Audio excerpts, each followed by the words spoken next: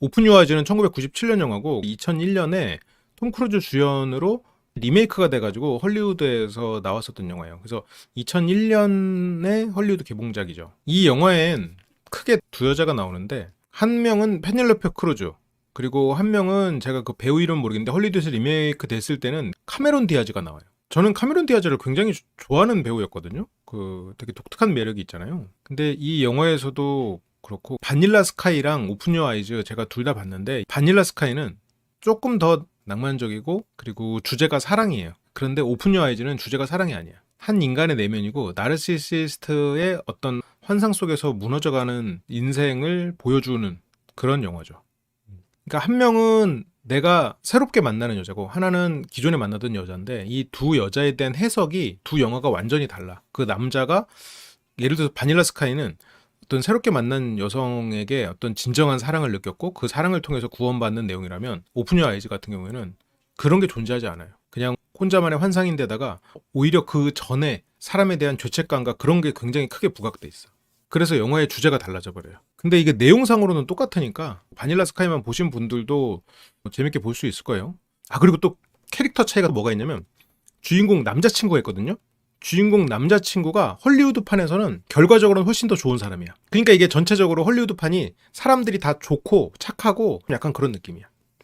원작에서의 그 친구는 그렇게 좋은 사람이라고 볼 수는 없거든요. 그래서 제가 분석할 거는 오픈 유어 아이즈. 처음에 한 여자의 반복되는 목소리가 들려요. 영화는 여자의 반복되는 목소리로 시작되고 그거는 오픈 유어 아이즈죠. 오픈 유어 아이즈. 눈을 뜨라는. 근데 이 영화에서 눈을 뜨세요는 현실의 눈을 뜨세요. 그래서 이 눈을 뜨세요 단지 잠을 깨우는 목소리지만 흥미로운 건 이 눈을 뜨세요. 어쨌건 눈을 뜨세요라는 목소리가 누구의 목소리인가. 그리고 그 의미는 무엇인가. 그래서 그거를 계속 생각하면서 이 영화를 보면 훨씬 도움이 되거든요. 이게 현실의 눈을 뜨라는 말이야. 제가 이걸 나르시시스트로 분석을 하는 이유 중에 하나가 이제 이런 것들인데 꼭 나르시시스트가 아니어도 돼요. 근데 여러분들이랑 제가 많이 공유했던 지식 중에 하나가 나르에 대한 얘기였기 때문에 그렇게 표현을 한 건데 현실의 눈을 감고 어떤 현실적인 그리고 자기의 감정을 외면하고 그리고 그러니까 자기의 이상 속에서 그냥 갇혀 지내는 사람들, 나는 대단하고 혼자만의 자아도취에 빠져서 그런 사람들에게 현실의 눈을 뜨라는 그런 이야기이기도 하거든요. 이 영화를 보면. 근데 그 목소리가 이 영화에서 주인공 여자의 목소리가 아니에요. 저걸 녹음한 여자는 서브 주인공 여자의 목소리야. 왜 서브 여주인공의 목소리로 녹음된 눈을 뜨세요가 나올까? 그것도 굉장히 중요한 포인트거든요. 이 오픈 유어 아이즈 원작은 서브 여주인공의 의미가 굉장히 중요해요. 나오는 비중은 되게 적은데 지금 눈을 뜨세요. 그래서 눈을 뜹니다. 그래서 9시에 눈을 뜨죠? 거울을 보는데 아우 굉장히 잘생긴 사람이 있어요. 이 정도면 자아도취 될 것 같아. 그리고 굉장히 멋진 차를 타고 밖을 나가죠. 이 장면에서 잘 보고 넘어가. 이따 뒤에서 또 말씀드릴게요. 차를 타고 나가는데 거리에 사람이 하나도 없어. 이게 뭐 28일로도 아니고 지금 거리에 아무도 없어. 시계를 봤는데 10시야. 이거 출근할 시간인데. 재밌는 건 헐리우드판에서는 10시 아니고 9시야. 미국이 조금 더 부지런하다? 그런 나라별 차이를 좀 볼 수 있고요. 여기서는 지금 이게 10시에 출근하고 있는데 근데 여기서는 지금 선글라스를 끼고 있지 않죠? 그래서 거리에 나가면 아무도 없어. 그리고 신호등이 파란불에서 빨간불로 바뀌어요. 멈춰야 될 때를 말하고 그리고 그게 다시 시간이 돌아가서 눈을 뜨세요라는 소리가 다시 나와요. 또 눈을 뜨세요라는 소리가 나와. 그리고 똑같은 시간에 다시 일어나요. 왜 꿈 얘기를 하지? 아무 얘기는 해도 된다면서요. 마치 이전에 나왔던 게 이제 꿈인 것처럼. 다른 이야기는 할 얘기 없나? 25살이 됐고 먹고 자고 사랑하는 걸 좋아하죠. 굉장히 좋은 집에서 살고 헐리우드판에서는 이 주인공이 어떤 회사 일을 하는지까지도 굉장히 자세히 설정이 돼 있어요. 근데 이 원작에서는 그렇진 않아. 그렇게 이제 영화가 시작을 합니다. 아까랑 똑같이 잘생겼고요. 근데 이번에는 아까와 다른 게 뒤에 한 여자가 누워 있어요.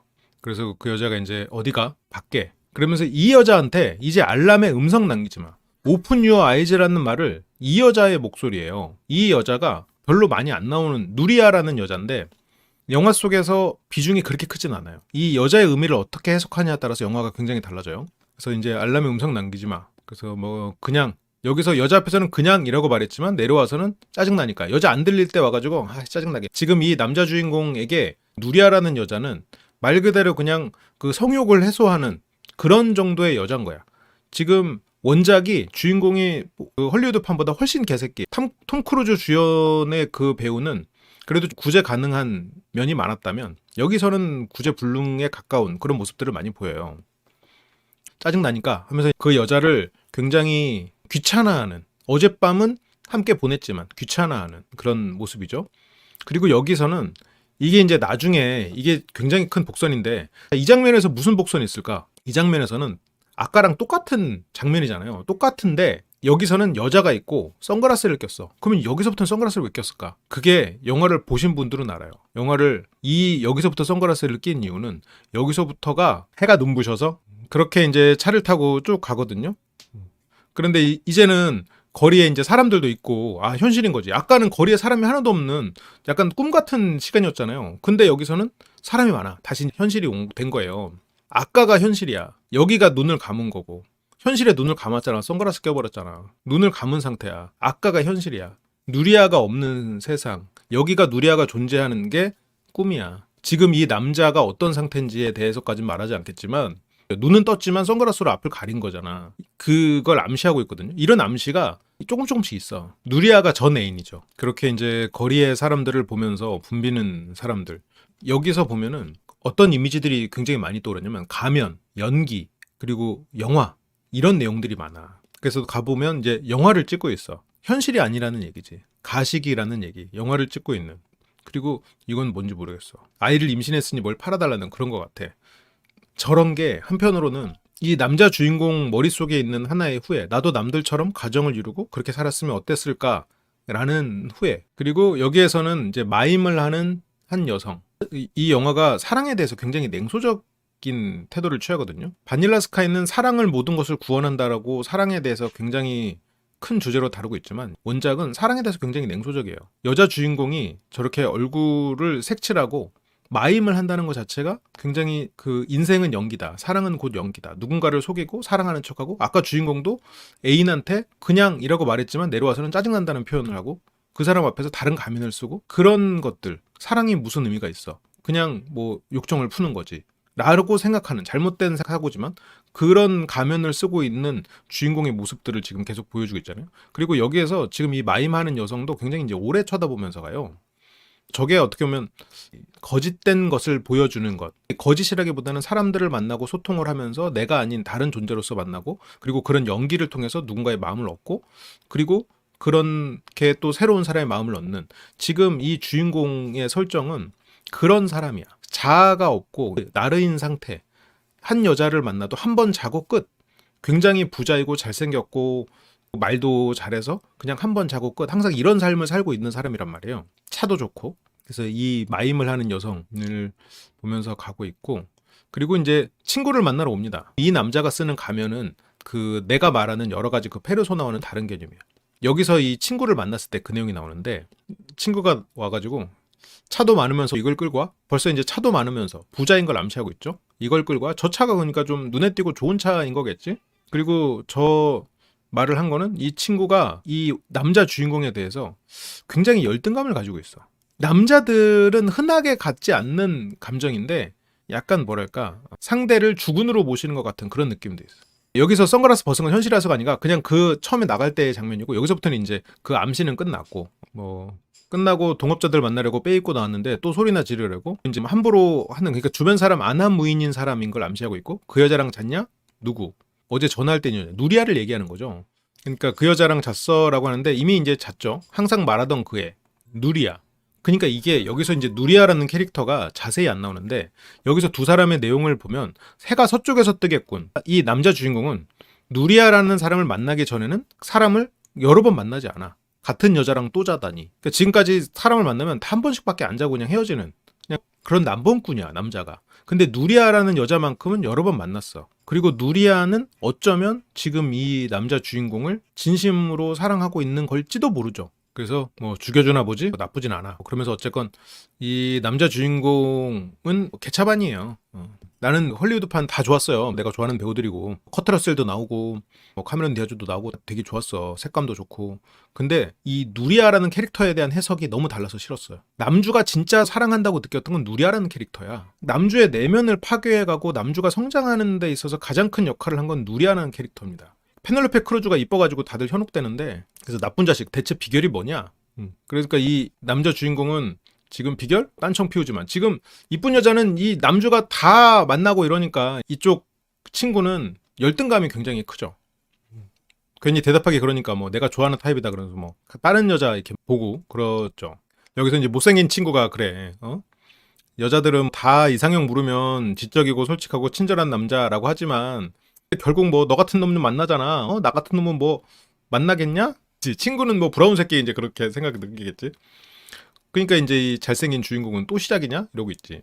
친구는 약간 어떤 낙수 효과를 바라고 있는 그런 상황일 수 있겠죠. 그렇지만 지금 이 주인공이 착한 사람이고 그래도 한 명과 이렇게 1대1로 관계를 맺을 수 있다면 그 낙수 효과를 바라볼 수도 있겠지만 이 주인공은 다 가져. 아주 욕심쟁이야. 이렇게 주변에 여자 있으면 자기가 한 명 사귀고 나머지 사람 이렇게 친구로 지내면서 자기 친구들 이렇게 만나고 어떻게 그렇게 낙수 효과가 올 수도 있잖아? 근데 얘는 아니야. 그래서 낙수 효과가 없어. 그래서 네가 어때서 친구에 대해서도 너 정도면 정상이지. 근데 친구는 잘생기질 않았잖아. 굉장히 그 외모, 물질적인 것을 중요하게 생각하는 이들이죠. 그래서 이 친구도 이제 바닐라 스카이만 본 분도 있고 해가지고 차이를 계속 말씀드리는 거예요. 바닐라 스카이에서의 친구는 그 주인공 회사에서 일하는 직원이 비슷한 관계긴 한데 그렇게 속물적인 인간으로 나오진 않아요. 근데 여기서의 친구는 속물적이고 그런 사람으로 나와. 별다를 게 없어. 결국 주인공처럼 외모가 뛰어났다면 주인공과 똑같은 삶을 살았을 사람으로 보여요. 그래서 뭐 그 외모에 대해서 신경 쓰고 그러니까 이제 너만 옆에 없으면 네가 빨리 임자를 만나야 나도 기회가 생기지. 근데 주인공은 그런 임자고 뭐고 누군가를 만난다는 게 굉장히 이제 힘들고 불가능하다고 생각하죠. 왜냐면 한 사람에게 정착되는 것을 원하지 않으니까. 그래서 여기에서 이제 둘이서 스쿼시를 하면서 받으려다가 못 받아. 저걸 놓치다니 벌 받은 거야. 이게 누리아와의 관계를 암시한다고 저는 생각해요. 근데 어쨌든 그건 아닐 수도 있어. 여기서 이제 두 여자가 나오거든요. 누리아 말고 또 새로운 여자가 나오거든. 이 남자 주인공의 이 과거나 이런 거는 원작에서는 나오지 않는데 헐리우드판에서는 부모가 일찍 돌아가시고 그 큰 회사를 물려받았는데 큰 회사를 노리는 그런 임원들과 약간 뭐 암투 이러면서 기본적으로 어떤 애착을 형성하지 못한 뭐 11살인가? 그때 이제 부모님이 다 돌아가시고 대단한 그런 기업을 물려받으니까 다 주변에서 뜯어먹으려는 사람들밖에 없고 그러면서 어떤 안정적인 애착을 가지지 못하고 극심한 회피형 애착을 가진 바람둥이가 됐다라는 설정이 있어요. 주인공에 대해서 어떤 연민이 생길 수 있게 여러 가지 장치를 쌓아놨어. 그쪽 헐리우드 판은. 근데 이쪽 판은 그런 과거나 이런 거는 그건 모르겠고 그건 여러분들이 알아서 상상하시고요. 얘는 그냥 이런 인간이에요 라고 보여줘. 여기서도 그렇게 상상해 볼 수는 있죠. 그래서 저걸 놓치다니 벌 받은 거야. 이거는 주인공이 진짜 사랑을 놓치고 벌을 받는 그 과정을 보여주죠. 원작이 그런 서사가 디테일하지 않아서 좋고 여기에서 이 친구가 굉장히 속물적인 인간이라는 게 드러나거든요. 친구의 외모를 부러워하고 그런 게 드러나는데 헐리우드판은 그런 게 다 잘려 있어. 그래서 그 친구를 끝까지 좋은 놈으로 묘사해. 그래도 좋은 놈. 그것도 살짝 너무 이상적이지 않나.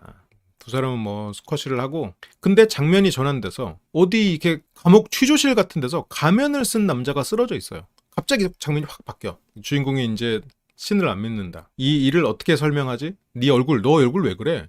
제가 미쳤다고 생각하죠? 얼굴을 보여달라고 그러는데 얼굴을 보여주지 않아요.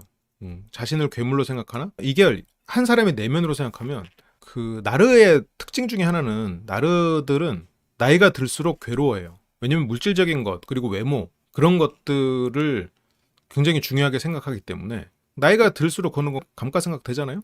그러니까 자기가 나이가 들어가는 거를 견디지를 못해. 그리고 실제로 현실이 두려워서 이상 속에서 살고 사람들한테서 어떤 걸 꾸며 내가 가진 재산이 1억밖에 없어? 1억도 많지. 1억이 적지 않아. 하지만 자기가 생각했을 때, 걔가 생각했을 때 1억밖에 없어? 저기서 가면을 쓰고 살아가. 그게 현실을 부정하고 이상 속에 살고 있기 때문에 현실이 괴로워. 현실 속에 나는 너무나 추악해. 그리고 내가 덮어버린 마음 깊은 곳에 죄책감이 있어요. 헐리우드판에서는 이 장면에서 감정 5가지를 물어봐. 죄책감, 분노, 슬픔, 그리고 후회, 사랑. 이 5가지 감정을 느끼게 한 여자가 누구냐는 거지. 그게 나와 있다 뒤에서.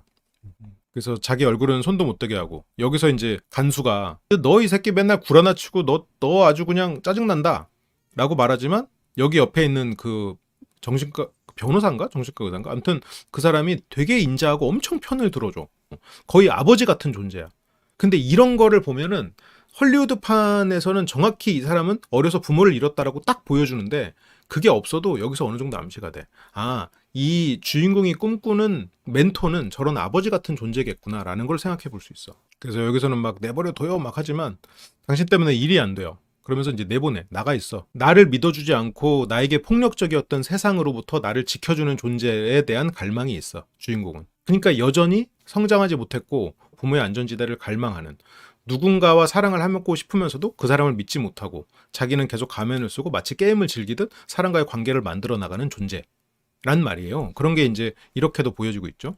그렇게 가면을 쓰고 감옥에 갇혀 있죠. 스스로를 감옥에 가둔 존재들이야. 나의 이상이 너무 크고 현실과의 괴리가 너무 커서 나를 스스로 감옥에 가둔 존재. 나를 진짜 나는 부정하고 싶은, 가면을 쓰고 사람을 대하고 내가 남들 앞에서 까발려져 버렸어. 예를 들어서 나의 진실이. 그렇다면 감옥을 스스로에 가두는 거지. 그래서 부모가 귀하게만 키워서 그런데 우리 부모님은 죽었어. 여기서도 암시가 되고 있지. 뭐 이게 상상인지 어느 게 현실인지는 제가 아직 스포하지 않겠습니다. 귀하게 자랐다는 게 맞나? 근데 여기서 주인공은 아버지가 레스토랑 갖고 있던 게 내 잘못인가요?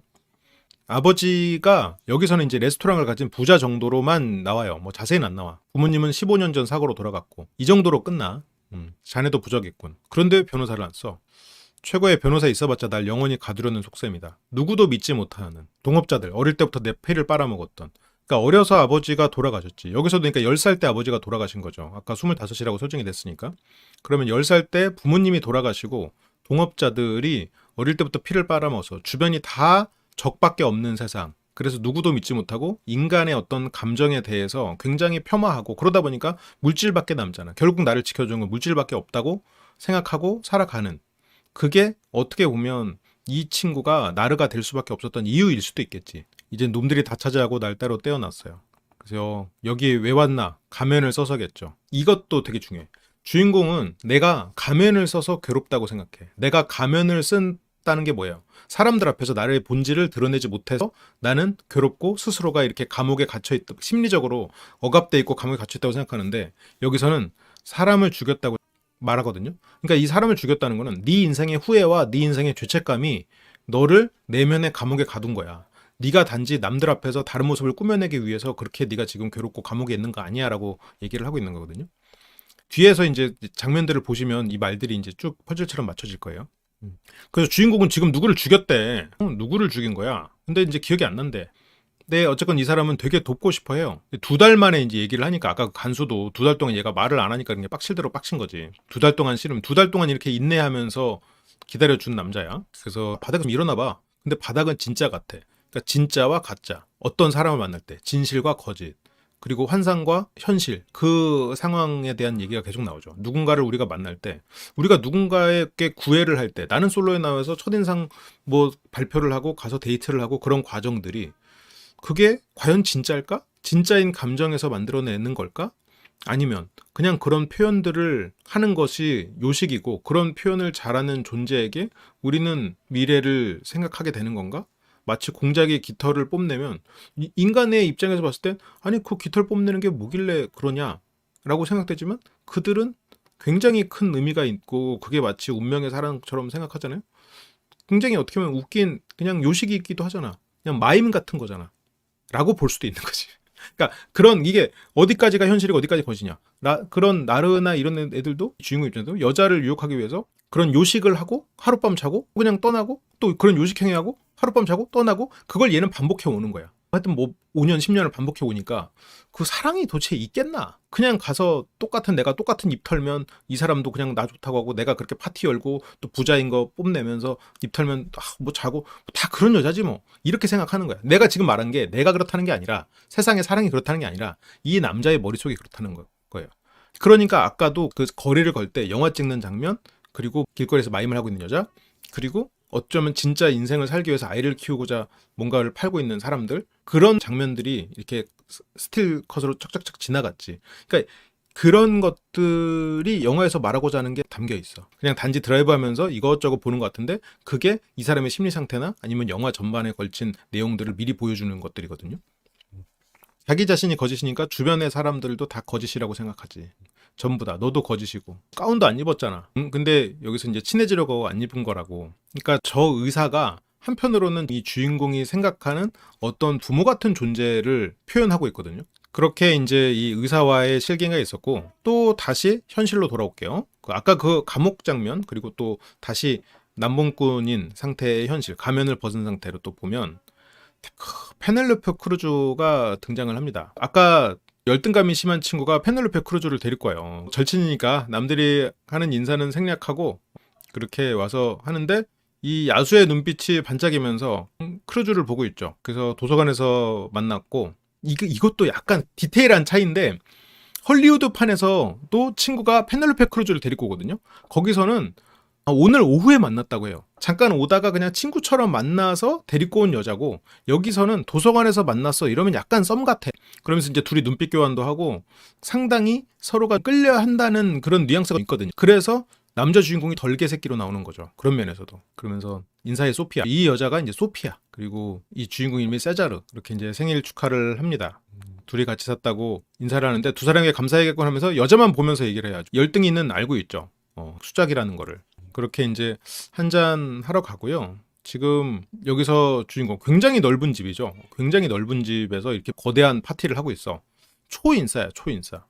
어떤 감정, 인간의 감정 자체를 가면이라고 생각하고 어떤 애착도 없는 극심한 회피형 애착이라고 볼 수 있죠. 이게 극심한 회피형 애착이면 그냥 뭐 동굴에 숨어있고 이런 거 아니야. 이런 모습으로도 나타날 수 있어. 완전 바람둥이. 그래서 여기 보면 선물이 막 가득해. 부자고 인싸고 그리고 돈도 많고 파워도 있는 그런 사람이니까 그렇겠지. 그런데 뒤에서 이제 누가 딱 불러. 뭐야? 누리아가 와 있어. 누리아는 빨간색을 좋아해. 누리아가 생일 파티에 나타나요. 나는 그게서 너무 빨간색인데다가 갑자기 막 불쑥불쑥 나타나고 이래가지고 누리아가 이게 사실이긴 한가? 이런 생각이 들 정도로 약간 신비로운 느낌이거든.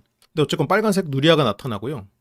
주인공이 좀 당황해. 나 지금 페넬로페 꼬시러 가야 되는데 그 친구 여자 뺏으러 가야 되는데 지금 좀 방해되잖아. 그러니까 여기서는 야 고맙지만 넌 초대는 안 했는데 이 남주 입장에서 누리아는 부담되는 여자야. 잔 것만을 떠나서 이 사람이 자꾸 내 삶에 들어오려고 하고 있거든. 어떤 여기서 아차 하면은 친밀해지고 아차 하면은 뭐 결혼도 할 수 있는 그런 사이가 될 수 있는 가능성이 자꾸 생기는 거야. 근데 나는 지금 누리아에 대해서가 아니라 그런 인생을 살고 싶지 않아. 왜냐면 인간의 감정이나 그런 사랑이라는 거는 믿지 않는 사람이거든.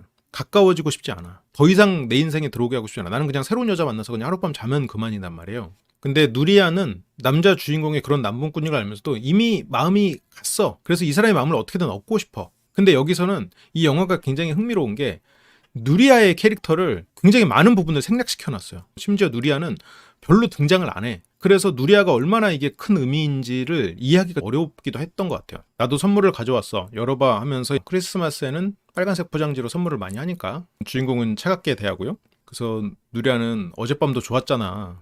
어젯밤도라고 말해. 근데 주인공은 지금 이제 새로운 또 먹잇감을 찾았기 때문에 더 이상 누리아와 시간을 보내고 싶지 않아. 그래서 여기서는 이제 또 선을 긋습니다. 불쑥 찾아오는 것도 그렇고 내 방 들어오는 것도 싫고 떠나. 지금 가라. 근데 누리아는 이미 다 알아요. 남자 주인공에 대해서 굉장히 이해도가 높아.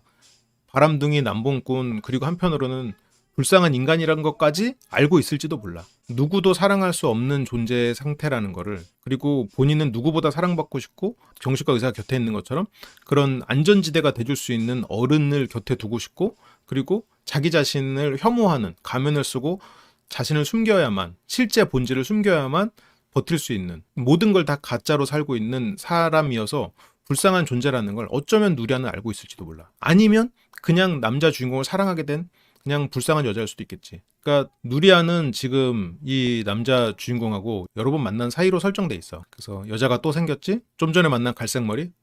누리아가 남자 주인공을 너무 잘 알아. 나를 처음 꼬실 때 그 눈빛, 그 멘트 가서 하겠구나. 나는 상관없어. 네가 그런 남봉꾼이어도 상관없어. 지금 자존심 다 내놓고 있죠? 지금 여기에서 누리아의 직업이 헐리우드판에서는 약간 무슨 뭐 배우 같은 그런 설정이었던 것 같아요. 난 너만 곁에 있으면 그런 거 다 괜찮다. 정말 완전히 자존심을 내려놓은 상태죠. 근데 지금 주인공은 안 돼. 새로운 사람을 만나야 돼. 그러니까 극심하게 회피형이 발전해버리면 누구와도 친밀한 관계를 맺는 건 두려우면서 그렇지만 누구랑 만나서 같이 놀고 싶어. 회피형들은 감정 얘기보다 그냥 놀고 가벼운 농담 따먹기를 좋아한다고 했잖아요. 감정을 섞지 않는 놀이가 뭘까? 어른들에게. 그게 관계죠. 그래서 지금 극단적인 케이스가 이제 이렇게 흘러가 버리는 거야. 그래서 손님들한테 가봐야 돼라고 하지만 소피아한테 가는 거잖아. 여기서 뭐 내가 해줄게 세상 친절한, 방금 누리아한테는 세상 차갑게 하고 오더니 여기서는 세상 친절하게 그냥 해주고 있죠. 그러면서 여기에서 이제 누리아를 핑계로 소피아랑 가까워지는 그런 수작질이 나오는데요. 어떤 여자가 나를 쫓아다녀요. 쫓아버리게 도와줘요. 그러면서 소피아가 누리아의 존재를 이제 보는 거죠. 그러면서 여기서 이 대화도 난 되게 흥미로웠는데 재밌는 얘기를 하는 척을 해요. 고개도 끄덕이고. 알잖아요. 나는 이런 게 이 남자 주인공이 여자를 만날 때 하는 그냥 요식을 암시하는 것 같아. 재밌는 얘기하고 고개 끄덕이고 그래서 이 사람 기분 좋아지면 같이 한번 우리 집 구경 갈래? 가고 관계하고 끝. 맨날 똑같은 패턴으로. 그냥 알잖아요 그런 거. 지금 그거를 암시하고 있죠. 주인공은 무엇에도 진실이 없어. 그렇게 해서 얻을 수 있는 게 그 사람의 사랑인 거지. 그래서 대화가 아주 유익하다는 느낌을 주고 그런 요식을 통해서 관계 시간을 가지면 그냥 말 그대로 그렇게 하면 그 다음 단계는 바로 이제 관계를 하는 단계. 이 남자의 삶이지. 그러니까 인간에 대한 신뢰, 어떤 감정을 나누는 거는 점점 더 멀어지는 거죠. 아무 의미 없다. 어차피 뭐 나는 세상에 혼자다 하면서도 굉장히 갈망하는 그런 상태가 되는 거죠. 그러면서 이제 누리아를 핑계로 소피아랑 가까워집니다. 그렇게 뭐 방으로 들어가는데 근데 이제 소피아는 안 들어갈래요. 하지만 여기서 그냥 그래 그럼 난 들어가야지 하고 들어가 버리거든. 근데 이때 소피아가 다가와서 문을 두드립니다. 이제 호기심이 생기니까 문을 두드리고 그때 이제 주인공이 데리고 들어가죠. 소피아가 주인공에 대한 선을 직접 넘은 거지. 그렇게 지금 열등이가 아까 눈 마주치고 왔는데 지금 그 여자 바로 데려다가 지금 이 1층에 이 아래층에 지금 누리아도 있고 열등이도 있어.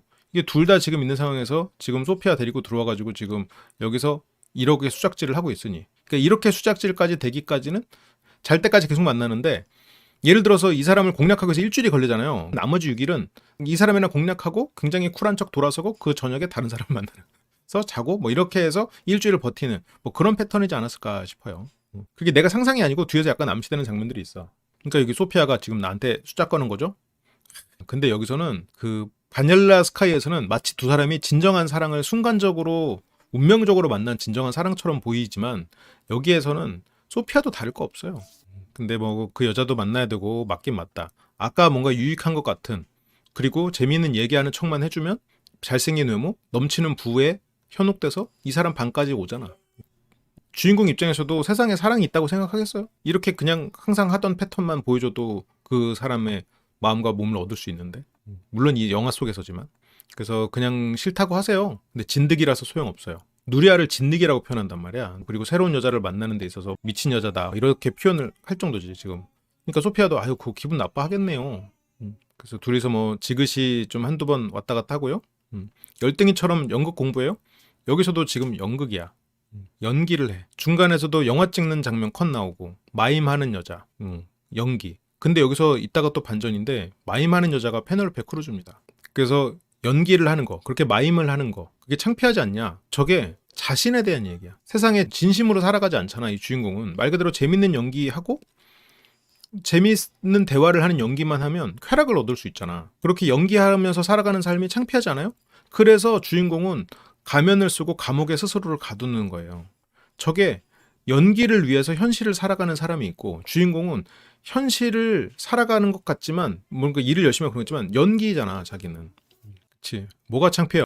왜냐면 여기서 소피아는 현실을 살아가고 있거든. 주인공은 주인공이야말로 연기하면서 살아가고 있거든. 아까 말했던 것처럼 그리고 재밌는 것 같은 대화하고 그런 척해 라고 말하잖아요. 같은 얘기죠. 없는 감정을 만들어내는 게 직업이니까 그게 부끄럽지 않냐라는 거지. 근데 누구보다 없는 감정 만들어내고 있는 건 본인이야. 있는 감정조차 외면하고 있어. 그게 굉장히 아이러니한 암시를 하고 있는 거죠. 그래서 이 남자 어떻게 떼어버리지? 하지만 훌륭한 배우라서 겉으로 드러나진 않죠. 이게 누구도 나를 사랑하지 않을 거라는 암시고 뒤에서 이 남자 어떻게 떼어나지? 훌륭한 배우라서 겉으로 드러나지 않죠가 뒤에서 암시야. 페넬로페 크루즈 여기 소피아는 헐리우드판에서는 톰 크루즈랑 진짜 사랑하는 것처럼 보여요. 근데 여기서는 이 말이 그 뒤에서 나와. 이 남자 지겹네 어떻게 떼어버리지라고 진짜 생각할 때조차 겉으로 안 드러낼 거다라는 거를 지금 암시하고 있어. 근데 그 친구가 너무 잘난 친구라 가가지고 바로 그거에 대해서 뭐라고는 못해. 그러니까 술을 계속 혼자 마시고 있는 거지. 둘은 여기서 이러고 있고.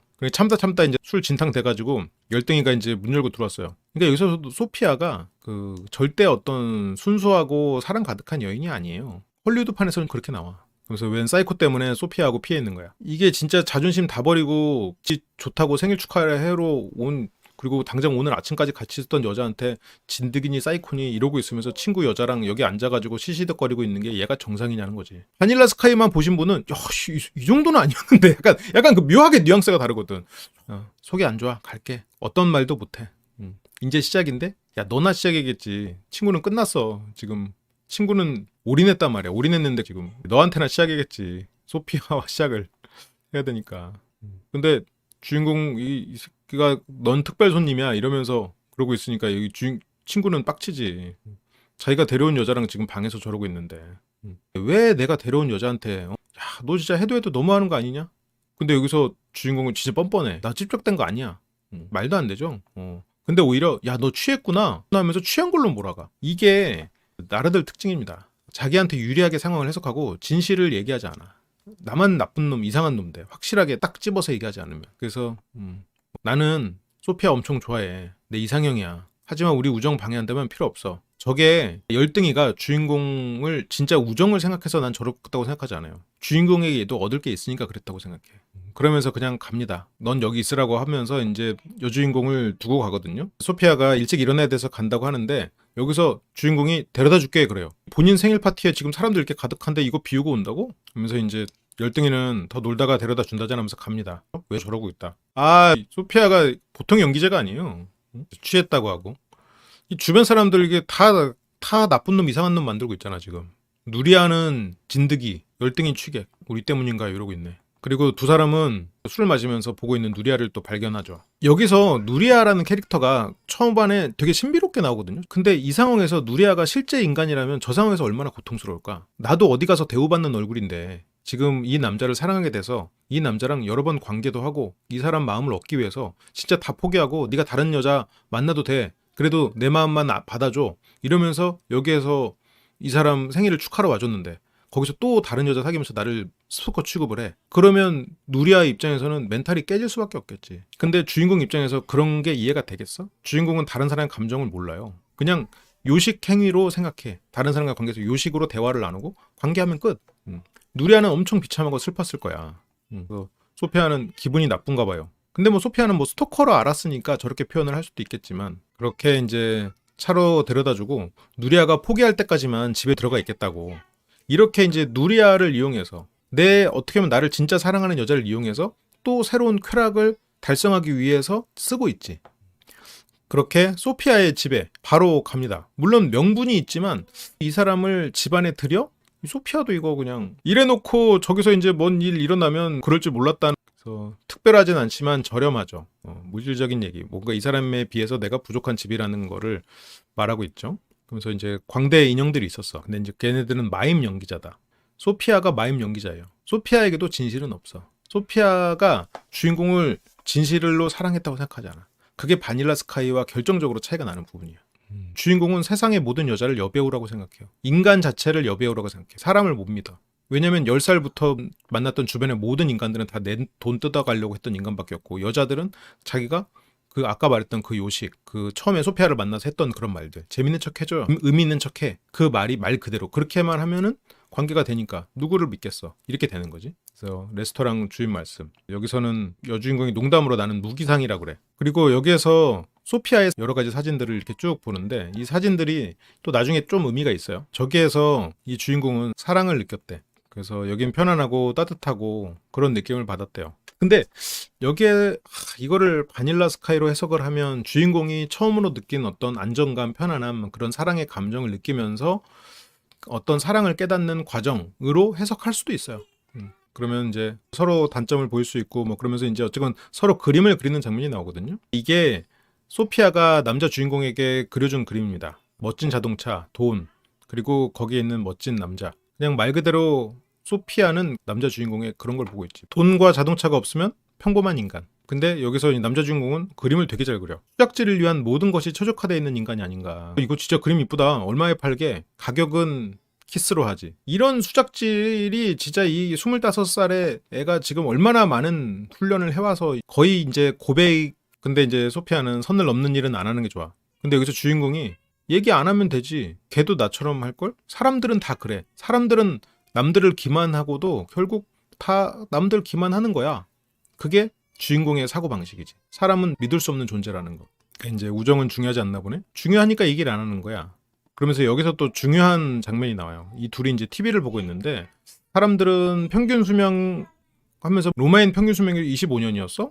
아무튼 그랬지만 지금은 늘어났고 이 사람이 이제 그 TV에서 냉동인간에 대한 얘기를 합니다. 그러면서 뭐 냉동 얘기는 하다가 추월하 하면서 포옹을 하네? 아주 그냥 선 넘는 건 안 좋다며 인간을 산채로 올리는.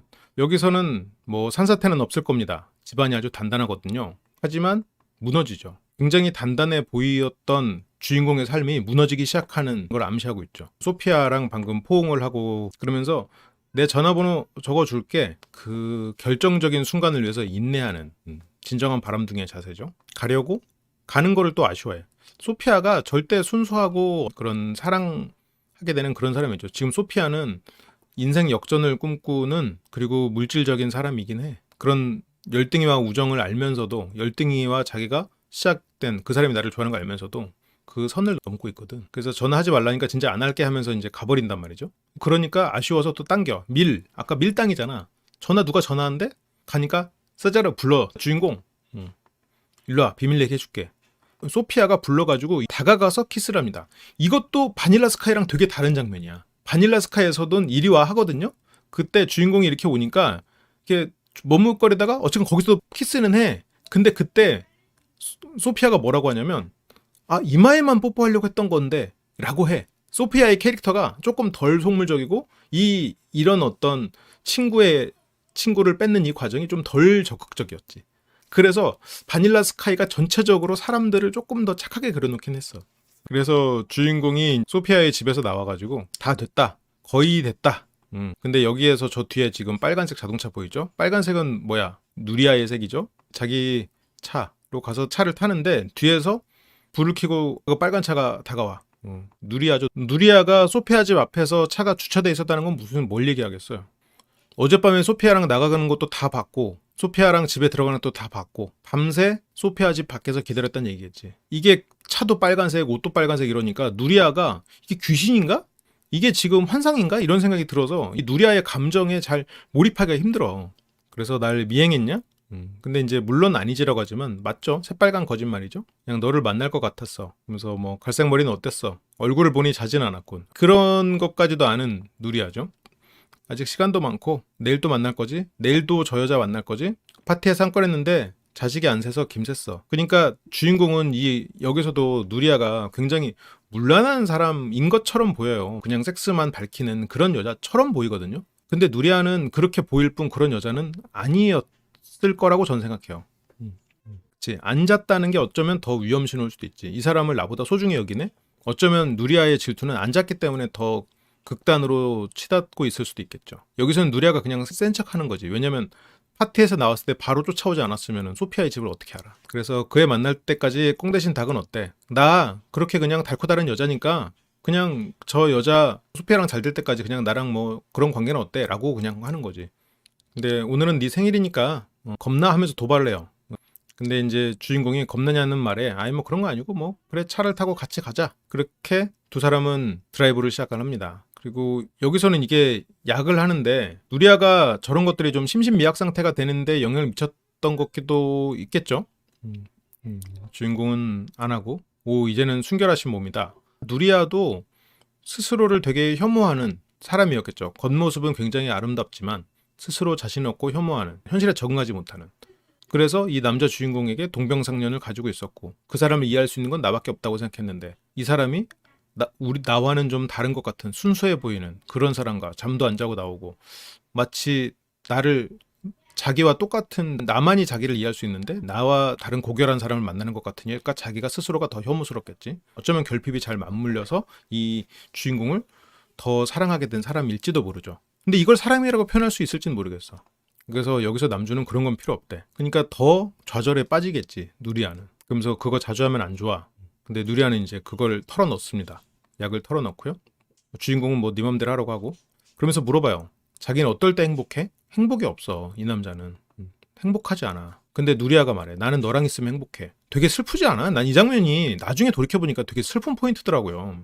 그래서 내가 지금 약간 누리아를 중심으로 이 영화를 해석할 필요가 있겠구나. 물론 누리아가 중심은 아니지만 누리아에 조금 더 포커스를 둬야겠구나. 해석은 그 생각이 좀 들었어. 나는 이 장면도 굉장히 중요한 장면이에요.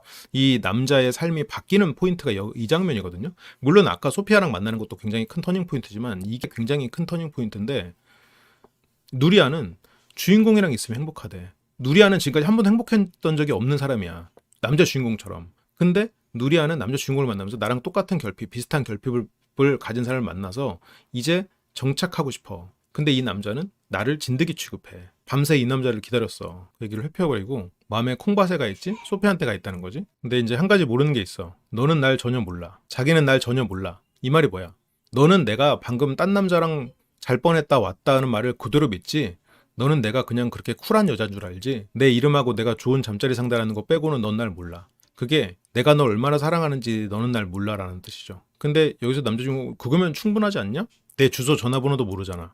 저거는 주소 전화번호를 알려줄게가 아니라 넌 내 마음을 모르잖아. 그럼 새로 시작하게 되겠네? 네 집부터 보자. 근데 이제 이 누리아는 이제 슬픈 거지.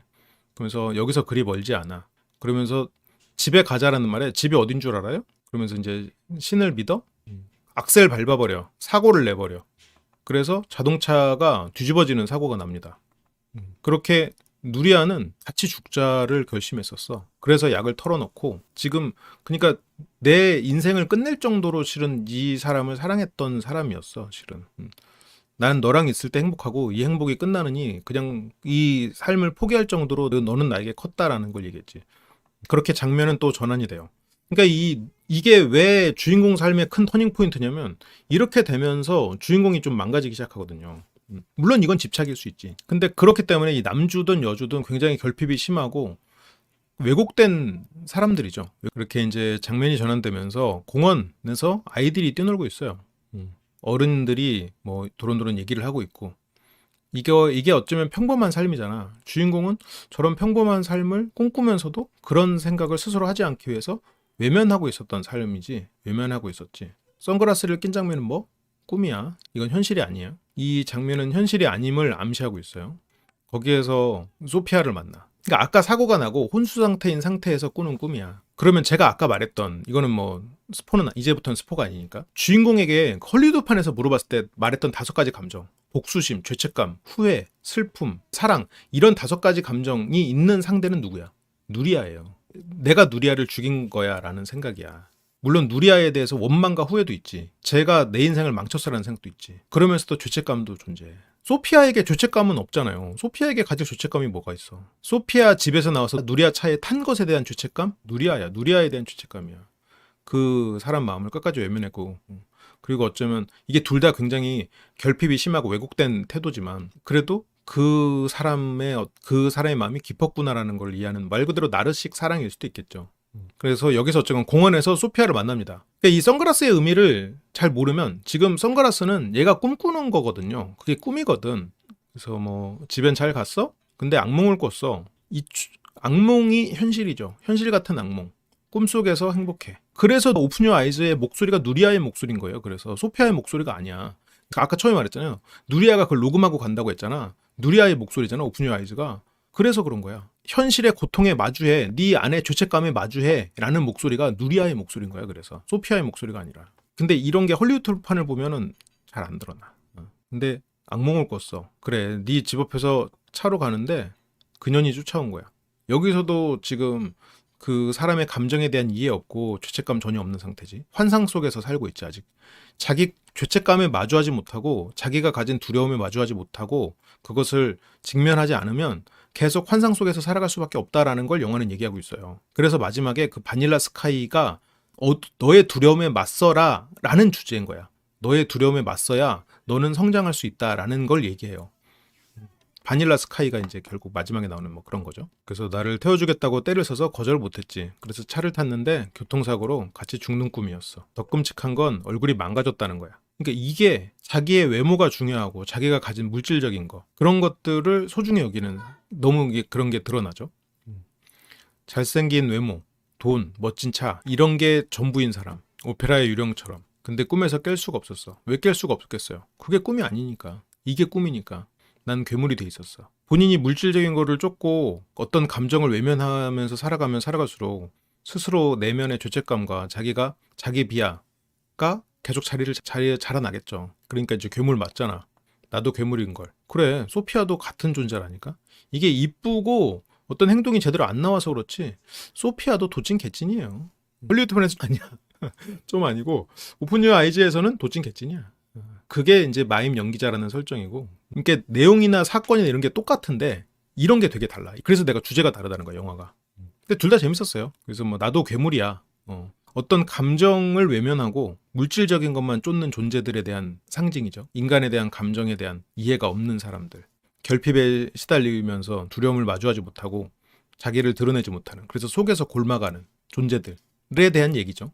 근데 이거는 진짜 저의 어떤 하나의 해석이지 이게 꼭 정답이라는 건 아니에요. 그래서 뭐 파티 열었잖아. 남은 사람들 없었어? 근데 주인공은 그 파티를 기억을 못해. 왜냐면 이제 꿈속에서는 현실의 기억을 잘 못하니까. 그러면서 꿈에서 깹니다. 아이들이 뛰노는 공원, 사랑하는 여자도 만나고, 그래서 깨어나면 더 죽고 싶은 거예요. 현실에서는 그런 사람을 못 만나니까. 자, 여러분들 이게 처음에는 좀 굉장히 충격적인데 얼굴이 망가졌어. 이거는 이제 외현 나르가 내현 나르가 되는 거지. 3주일간 혼수 상태에 빠져 있었고, 누리아는 여기서 죽었어요. 그 교통사고로 죽었고, 주인공은 얼굴이 망가져 버렸지. 그래도 여기서 뭐 의사들은 뭐 운이 좋았다, 누리아는 죽었다, 차라리 죽는 게 나아요. 본질이 없기 때문에 겉에 있는 것이 망가진다면 죽는 게 낫다고 생각하지. 잘생긴 외모가 없다면 아무것도 아닌 존재가 되니까. 잘생긴 외모로 그런 요식 행위를 하면 쾌락을 누릴 수 있었던 삶에서 이제는 어떤 본질적인 것을 바라봐주는 사람을 찾아야 된단 말이야. 그래서 그녀의 시체는 봤나? 못 봤어요. 근데 여기서 이제 다시 그 감옥 씬으로 가는 거야. 그 아버지 같은 의사랑 이제 현실을 받아들여. 응? 교통사고 망가진 얼굴 다 지난 일이야. 자기가 우리가 어떤 성장을 이룰 때 내가 세상을 다 가진 것 같고, 아니면 내가 혼자 자기 애가 넘쳐서 나만 잘난 줄 알았다가 세상의 큰 벽에 부딪혀서 좌절하고, 그리고 그 상처 때문에 일어나지 못하는 상태, 꼭 나르가 아니어도 그렇게 일어나지 못하는 상태에서 우리는 이상만 키워가고 현실은 시궁창이 돼가지. 그러면 남들이 나를 못 알아보게 나를 감추고 싶고 그런 일들이 벌어지잖아요. 그런 거를 암시하고 있을 수 있지. 부족하지 않은 상태임에도 부끄럽죠. 이제 뭐 최고의 의사들을 불러다가 자기의 얼굴을 치료해달라고 하는데 아무리 해봤자 얼굴이 원래대로 돌아오진 않죠. 여기서 이제 굉장히 이제 흉측한 상태로 바뀌었단 말이에요. 근데 주인공은 원래 좀 아나무인인 성격이잖아요. 내가 돈을 뭐 얼마나 주는데 그래서 수술을 언제 해줄 거냐고. 근데 이미 수술을 3번이나 해서 그나마 살린 게 이 정도 얼굴이야. 근데 주인공은 저게 인생에서 너무 큰 거니까 저 정도로는 만족할 수 없죠. 그래서 망가진 상태가 너무 심해서 우리도 어쩌지를 못하고 있어. 얼굴 이제 흉측해졌죠. 여기서도 이제 지금 2000년을 앞둔 마당에 그래서 어린애 취급하지 마 이러면서 막 여기서 막 내가 그런 복지 혜택이나 받는 그런 보통 환자냐? 이게 계급주의적 사고를 하고 있죠. 나르의 특성, 자기애가 너무 강한 그런 사람이고. 근데 여기서 의사가 그래. 얼굴이 망가져서 말도 못하는 사람도 있어. 너는 볼 수는 있잖아. 이게 어쩌면 우리가 할 수 있는, 네가 지금 할 수 있는 것에 집중하고 네 본질을 가지고 삶을 살아야지. 근데 남주인공은 그 잘생긴 100점짜리 외모 많이 자신이야. 죽고 싶어. 이게 자기애가 너무 심해서 나르들은 한 살 한 살을 먹어가는 게 괴롭거든요. 네 경우에는 그렇게 심각하지 않으니까 받아들여요. 현실을 받아들이고 그 안에서 본질을 추구하는 삶을 산다면 저 안에도 행복이 있을 수 있는데 이 사람은 견딜 수 없죠. 자기가 조금만 그 외모나 돈이 좀 줄어드는 것 같아도 이상이 또 쫙 높아져 버리지. 모든 일에게 그걸 설명해 줄 수 있어요? 남들의 시선이 중요해. 물론 이 정도 얼굴이면 당연히 괴롭고 사고가 당연히 그렇겠지만 저 얼굴이 되면 나르가 아니어도 절망감이 우울증 걸리는데 영화적 상징인 거지.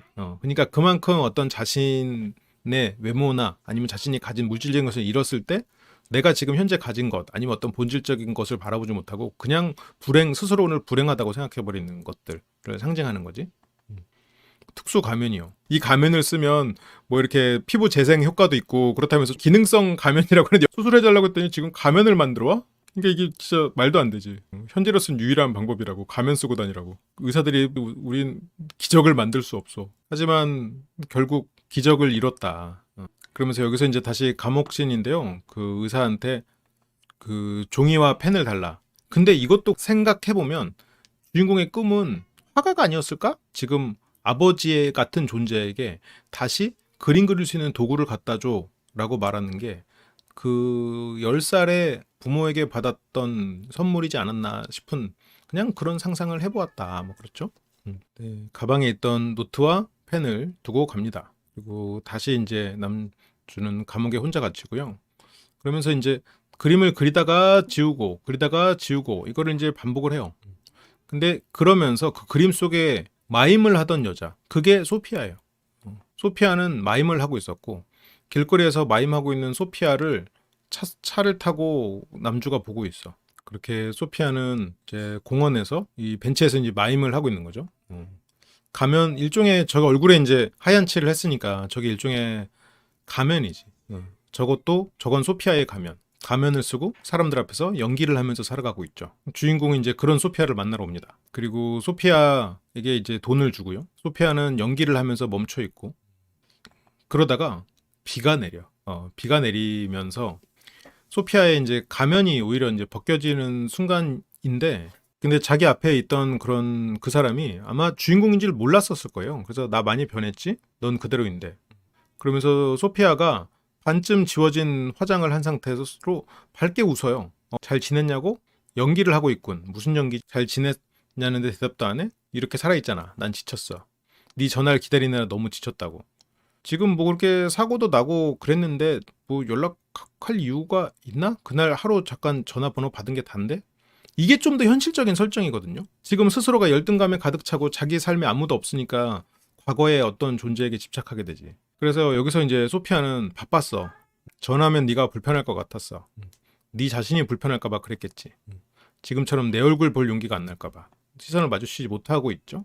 그 말을 하니까 그렇지 않아 하면서 이제 여기서 이제 볼을 쓰다듬어 주는데 이거는 소피아가 가진 어떤 연민일 수도 있겠죠. 동정일 수 있겠지. 근데 이 동정을 주인공은 사랑이라고 느껴버려. 주변에 아무도 없으니까. 이런 나를 사랑해줄 사람이 없을 거라고 느끼니까. 그래서 난 이 순간을 자주 꿈꿨어. 우리가 다시 만나는 순간. 근데 소피아는 지금 열등이랑 관계를 이어가고 있을 거란 말이야. 지금 3주가 지났어. 열등이랑은 약간 썸에 가까운 사이였어. 데이팅하는 사이였을 거란 말이야. 아무튼 그러니까 소피아도 어쨌건 지금 저기에서 어쨌건 부를 이룬 사람은 아니란 말이지. 어쨌건 힘들게 살아가고 있고 또 친구의 친구고 이러니까 매몰차게 꺼져 이럴 수는 없는 상황인 거지. 저게 소피아 주인공의 운명적인 사랑에 빠져서 3주 동안 기다리고 그런 상황은 절대 아닐 거잖아요. 지금 여러분들이 소피아라고 생각해봐. 내가 지금 썸 타고 있는 남자의 부자 친구야. 근데 와가지고 아유 괜찮았어? 티 못 낼 거 아니야. 가면 쓰고 대할 거 아니에요. 그래서 이 공원처럼 비는 내리지 않았던 꿈을 이제 꿨죠. 그리고 소피아는 이제 이상한 소리를 하니까 그만 가야겠어. 그래서 여기서 주인공이 내일 밤에 뭐해? 소피아가 공부 때문에 바빠. 금요일에 만나자. 할 일이 많아. 어떻게 보면 이게 현실적이야. 주인공은 알았어. 잘 가. 소피아는 그래도 미안한 마음이 있지. 불쌍하고 그러니까. 그래서 네가 원하면 만나. 여기에서 이제 집에서 주인공이 이제 거울을 보면서 흉측해진 자신을 보면서 이제 이 밑에 있는 자막은 그 냉동인간에 대한 또 그런 설명이에요. 그걸 TV를 보고 있어. 그 냉동인간 혈액을 그대로 올리면 안 되니까 혈액을 다 빼고 그거를 무슨 다른 액체로 채워가지고 한다고 하더라고요. 가면을 이제 처음엔 거부감이 일겠지만 우리는 실현할 수 있는 기술이 있다. 그래서 주인공이 이제 가면을 씁니다. 자기 자신, 추악한 자신을 생각하고 가면으로 덮어버려. 자기 자신은 계속 추악해. 처음에는 자기 잘난 맛을 살다가 현실의 벽에 부딪히고 자기 비하에 빠지고 추악한 나는 별로야. 나는 추악하다고 생각하고 그러면서 나는 잘났어 라고 생각하는 가상의 자신을 만들어서 사람들을 마주하기 시작하지. 그렇게 소피아가 그려줬던 그림을 보고 도덕적으로도 충분히 성숙했다고 믿는데 우리가 꼭 도덕적이 아니어도 성숙한 인간이 되지 못한다는 건 그냥 냉동된 채로 가면 쓰고 살아가는 것과 똑같다는 것을 영화는 말하고 있죠. 그러면서 주인공은 소피아를 만나러 가요. 소피아가 있는 곳으로 가. 그래서 소피아를 만나러 갔는데 거기에는 열등이가 있어. 가면을 쓰고 온 남주. 근데 여기서도 주인공은 명분을 하고 있죠. 명분을 내세웠어. 너 왜 가면 쓰고 다녀? 감염되지 말라고 쓰는 거야. 가면을 쓰고 그거를 명분을 만든 거지. 실제로는 그냥 자기의 어떤 흉측한 모습, 자기의 단점을 가리기 위해서 쓸 뿐인데 지금 열등이도 굉장히 그 외모 지상주의고 물질적인 인간인 게 친구가 외모가 망가져이니까 지금 조금 더 이렇게 물론 친근한 태도지만 조금 더 세게 나오지. 여기서 이제 소피아가 이제 막상 또 주인공 보니까 불편하지. 그러니까 화장실 갔다 올게. 야, 너 그 가면 벗어. 이거는 바꿔 말하면 너 그렇게 이상한 명분으로 합리화하지 말고 솔직하게 살아. 응? 평생 그렇게 숨기고 살 수는 없잖아. 하지만 주인공은 계속 거짓말합니다. 가면 밤지용이라니까. 자기 명분을 내세우는 거지. 그래서 열등이한테 창피하면 가버려. 너 부른 적 없으니까. 그러니까 열등이를 만나러 온 게 아니라 지금 주인공은 소피아를 만나러 온 거야. 소피아하고 약속이 된 거야. 근데 열등이가 야, 내가 오고 싶었겠냐? 소피아가 부탁한 거야. 그러니까 이게 주인공의 환상이지. 소피아가 나를 사랑하고 있고 소피아가 나를 보고 싶어 한다는 건 환상이야. 소피아는 그냥 하룻밤 그냥 장난이야. 부자가 나를 유혹하네? 그거를 즐긴 거고, 그리고 그 선을 어쨌건 넘지 않았어. 소피아는 오히려 열등이랑 더 친밀한 사이지. 열등이는 지금 위장 남사친으로 소피아 공략하려고 열심히 하고 있죠. 하지만 소피아는 어때? 돈 많고 잘생긴 주인공한테 거의 넘어갔었어. 하지만 소피아 입장에서도 지금 얼굴이 저렇게 된 사람하고 내가 그 사람과 마음을 뭐하러 지켜. 그래서 현실 속의 소피아는 절대 무슨 사랑하고 그런 사이 아닙니다. 바닐라 스카이는 달라요. 바닐라 스카이는 사랑하는 사이야. 사랑을 해. 이거는 톰 크루즈니까 내가 이해는 합니다. 그러니까 혼자서 너하고 있기 싫대. 이게 진짜겠지. 소피아는 주인공 앞에서는 가짜로 행세하고 있지. 마임을 하고 있는 거지. 그러니까 야, 네가 힘들게 하니까 난 더 힘들어. 굉장히 우리가 많이 봤던 패턴들인데, 자기밖에 모르는 사람들. 지가 힘들고 지가 상처받았으니까 남들이 힘들지 어떨지에 대해서 바라보지 못하는 사람들. 자기 상처에 갇혀서 자기의 상처를 감추는 데 급급하고 가면을 쓰고 살아가고 그걸 들킬까봐 연연하지만 주변 사람들에 대해서 이해도는 그만큼 떨어지는 인간들. 그 하루 만난 그 소피아한테 왜 지랄이냐. 왜 한 번 만난 여자한테 부담을 줘. 그 전까지는 얼굴이 잘났으니까 얼마든지 쾌락을 얻을 수 있었어. 근데 그게 안 되니까 이제는 마지막 남은 한 사람한테 매달린 거야. 환상을 키워가면서. 소피아가 그랬어? 망할년. 그러면서 이제 소피아에 대해서도 바로 하면서 가면을 벗고 더 이상 뭐 소피아한테 뭐 잘 보이고 싶을 마음 없지? 자기의 추악하면 그냥 드러내서 와서 이제 술을 마시러 옵니다. 그러면서 내 얼굴 보고 말해. 내 추악함 처음 보는 사람에게 오히려 자신의 내면을 드러내죠. 그러면서 여기서 뭐 바텐더가 좀 얼굴 안 보고 했던 게 미안했는지 이 사람이 좀 불쌍했는지 술을 또 서비스로 줍니다. 이렇게 이제 서비스로 주면은 여기서부터 이제 베이비 랜디어 되는 거야. 그렇게 이제 술을 계속 마시고 이제 술에 취하면서 현실을 잊으려고 했어요. 그렇게 이제 너무 취해서 이제 화장실 갔는데 사람들이 다 손가락질해. 근데 저거는 저런 게 이제 이 사람 머릿속에 이제 굉장히 가득 차겠지. 내가 뭘 잘못했다고 사람들이 나를 손가락질하나 생각하게 될 거고. 저렇게 결국 걔네들도 같은 인간들이죠. 얼굴만 보고 이 사람을 판단해 버리는 존재들이니까. 그렇게 사람들이 열광하는 그 사이로 주인공은 가면을 뒤로 써. 어떤 그 야누스 같죠. 야누스. 그 자기 안에 갈등을 암시하고 있는 것 같아요. 그리고 그게 하나가 되는 것. 그것을 이제 추구하고 있겠지만, 그리고 가면을 쓴 이 존재는 토하거든요. 추악한 얼굴에서 토를 하고 있어. 자신을 내버리고 싶은 거지. 내면의 더러운 걸 다 뿜어내고 싶은 거지. 그러면서도 자기가 인정받고 싶은 그런 마음, 그 안에서의 갈등. 나를 있는 그대로 봐주세요 라는 마음과 나를 감추고 나를 멋있게 봐주세요 라는 마음. 그 두 가지의 양가적인 감정. 추악한 자기를 내모내고 싶은 마음. 그런 상태죠. 거울로 잘생긴 자기를 보고 있어. 거울로 잘생긴 자기로 착각하고 있어. 가짜죠.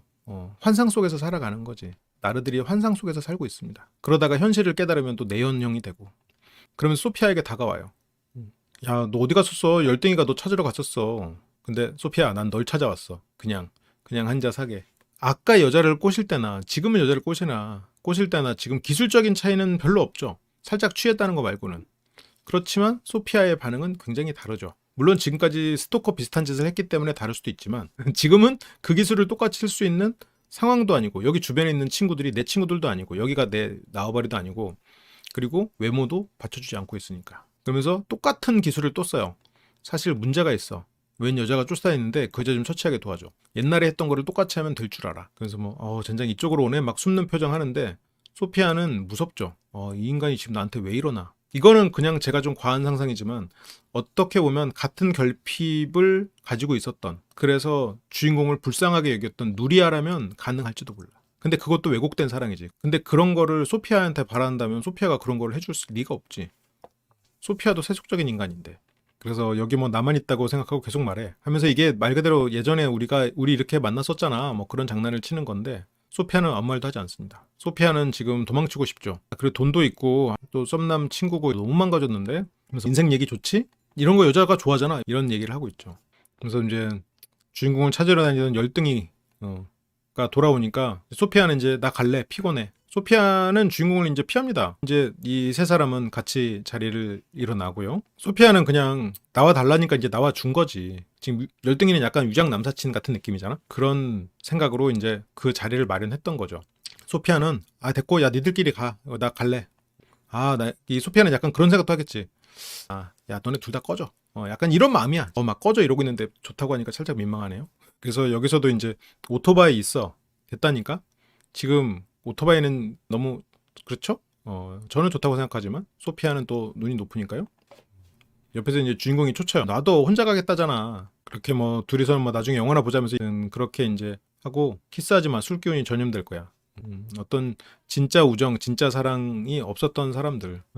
다들 물질적인 존재들. 누리아와 주인공은 결핍에 시달리는 미완성인 인간이었고 안전지대를 가져보지 못했던 존재들. 그러면서 이제 열등이는 계속해서 소피아를 봅니다. 나 안 되겠다. 나 오늘 안 가면 후회할 것 같아. 간다. 근데 주인공은 야 어디 가는데 오토바이를 두고 왔잖아. 지금 소피아 보러 가는 거잖아요. 근데 오토바이라고 거짓말해. 얘네 둘 사이는 진실이 없어. 근데 얘네는 친구가 아니야. 우정이 없는 사이야.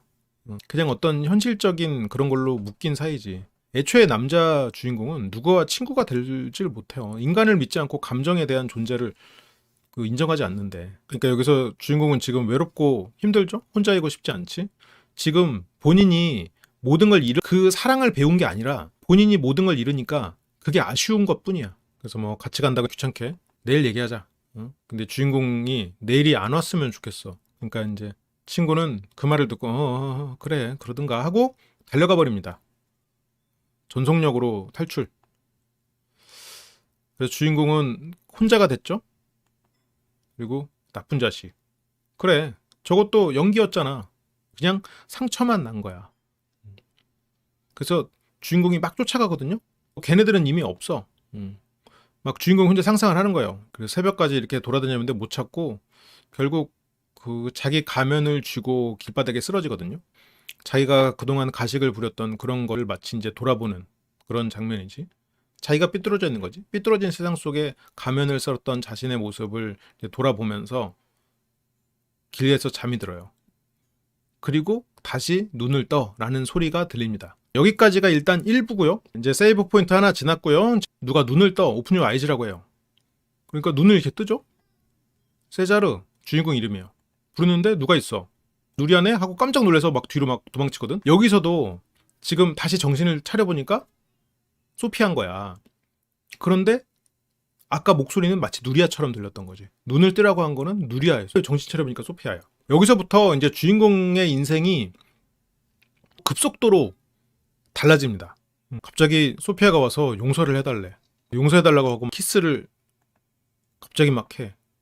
사랑한다고 하고. 꿈인지 생신인지 모르겠어. 열등이는 어디 갔어? 근데 열등이는 소피아한테 가지 않았어. 되게 갑작스럽죠. 이 2부에서부터 이제 그 변환점이 생기는 건데 주인공이 걱정했던 일은 일어나지 않은 거죠. 열등이는 소피아를 만나러 가지 않았고 소피아는 주인공을 찾아 헤매서 주인공을 발견을 해서 키스까지 해주죠.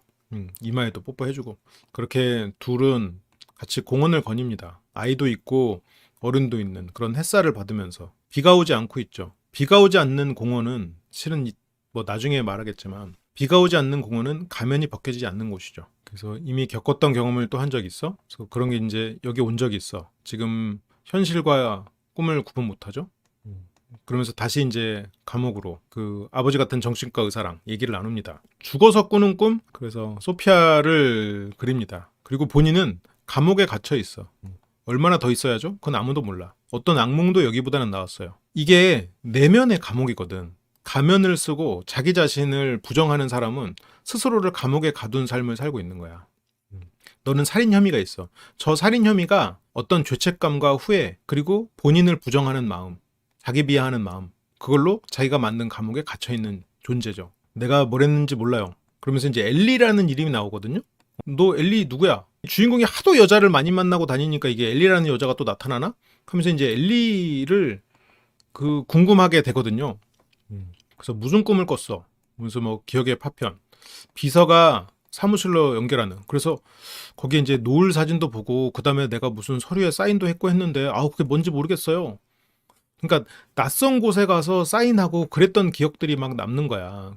거기서 막 수술팀이 기다리고 있었고 나를 수술해줬던 사람들이 다 웃고 있고 뭐 이제 2주 후면 얼굴이 완전히 원상복귀 된다는 거 이런 것들이 이제 다 꿈인 거지. 그 이상적인 거 다시 나의 어떤 그 아름다운 얼굴이 돌아오고 그래서 그들은 SF 영화에나 나올 법한 막 그런 장비를 보여줬고 거기서 그 사인을 하고 거기서 이제 의사들 사이에서 이게 지금 꿈속에서 일어나는 일인지 이게 어떤 기억의 파편인지 그런 거죠. 이거는 일종의 영화적 트릭인데 분석할 건 없지만 뒤에서 되게 중요한 장면이에요. 뒤에서 중요한 내용이야. 그래서 내 꿈은 현실이 됐다. 그래서 저기서 이제 치료를 받고 소피아는 날 사령했고 의사는 치료했어. 의심스러웠어. 근데 뭐가 의심스러웠어? 모르겠대. 저게 꿈이라는 의심이 드는데 그 의심을 해서 깨고 싶지 않아. 이상을 하면서 본인은 현실을 부정하고 사는데 거기서 깨고 싶지 않아. 그래서 현실을 직면하는 건 고통스럽지만 그럼에도 불구하고 현실에 마주해야 돼. 두려움에 맞서야 돼. 이 영화의 큰 주제죠. 그런 면에서 헐리우드판은 조금 아쉬워. 사랑은 모든 걸 이긴다 약간 이런 느낌이거든. 그래서 행복이란 기대를 안 할 때 찾아오지. 아무것도 없던 남자가 갑자기 결혼해서 애들을 키우듯. 그게 무슨 행복이에요. 그러니까 지금 의사 선생님은 어떻게 보면 애들을 키우는 좋은 아버지 상이잖아요. 아이들이 행복인. 근데 이 남자는 그걸 행복이라는 거를 부정하고 있잖아. 그런 아버지가 있기를 바랬으면서도 자신은 그런 삶은 행복하지 않잖아. 주인공이 생각하는 행복은 뭐죠? 매일 다른 여자와 쾌락을 즐기는 거. 그거였단 말이에요. 그러면서 자네는 어떨 때 행복한가? 누가 물어봤던 질문이야? 누리아가 물어봤던 질문이잖아요. 이게 지금 우리가 누리아를 본 장면이 별로 없어요. 그래서 이 영화를 그냥 보면 누리아라는 캐릭터가 그렇게까지 중요한가 싶어. 근데 지금 굉장히 중요한 거는 누리아가 담당하고 있지. 오픈 유 아이즈라는 것도 누리아가 계속 말하고 있고 그리고 이 삶의 터닝 포인트를 만들었던 넌 언제 행복하니? 라는 질문도 누리아가 던졌어. 바보 같은 질문 그만해. 직면하고 싶지 않아. 내가 행복하지 않다는 걸. 현실에 마주하고 지금 불행에 맞서야 어떤 행복이 다가올 텐데 인정하고 싶지 않아. 그냥 이상 속에서 가면을 감춘 삶을 살아가. 그때는 행복하지 않았나? 어쨌든 지금은 아니잖아요. 지금도 지금 나름 행복이 있는 거지. 과거에 잘 나갔던 시절. 라떼는 말이야. 그러면서 과거의 행복을 곱씹는 것밖에 못하는 그런 존재들. 나르기 때문에 어떤 최적의 지점에서 조금만 부족해져도 불행함 때문에 괴로워하는 사람들. 회상하는 건 좋은 거지. 그러면서 얼굴 수술 아까는 장면이 기억의 파편으로 나왔잖아요. 그래서 얼굴이 이제 완치가 돼. 소피아가 이제 가면 벗는다고 해가지고 와가지고 이 귀는 제대로 붙었어. 가면을 벗겨주러 옵니다. 다가와서 이 가면을 하나씩 하나씩 뜯어내는데요. 그 가면 속에 가면보다 잘생긴 얼굴이 다시 나타나요. 소피아는 어떻게 이럴 수가 하면서 아무 말도 하지 마. 우리는 키스만 하면 돼. 그러면서 뭐 잠깐 정말 사랑해. 얼굴이 잘생긴 얼굴이 돌아오고 나서야 사랑을 속삭여. 그러면서 이제 어제 만났는데 진도가 어제 만난 거 아니죠. 그 사이에 3주간의 고통도 있었고 수술도 했고 막 그런 일들이 있었지. 그렇지만 그런 거 다 없어. 불행했던 상황은 다 기억하지 않아. 그래서 뭐 생일날 기억 안 나? 뭐 소피아라는 멋진 여자를 만났지. 그래서 오늘 기분 좋게 깼는데 그녀를 다시 만난 거야 했는데 여기 소피아가 이렇게 위에서 어쨌건 마임을 하다가 탁 멈춰버려. 그러니까 탁 하니까 그때 소피아가 장난친 거야. 움직이길 바란다면 동전을 넣어. 그러니까 이런 게 네가 원하는 그런 쾌락은 결국 물질로 채워져 있어. 라는 암시죠. 네가 받고 있는 이 사랑은 네가 지금 나에게 말하고 있는 그 사랑은 진짜 사랑이 아니라 그건 단지 네 돈으로 산 쾌락일 뿐이야. 너의 부를 통해서 산 쾌락일 뿐이야라는 암시죠. 소피아는 그런 존재였거든. 그러니까 헐리우드판 바닐라 스카이 되게 좋아요. 재밌게 봤어. 근데 그 부분이 너무 아쉬웠어. 소피아랑 누리아라는 캐릭터가 이 원작을 보면 극명하게 딱 구분이 되거든요.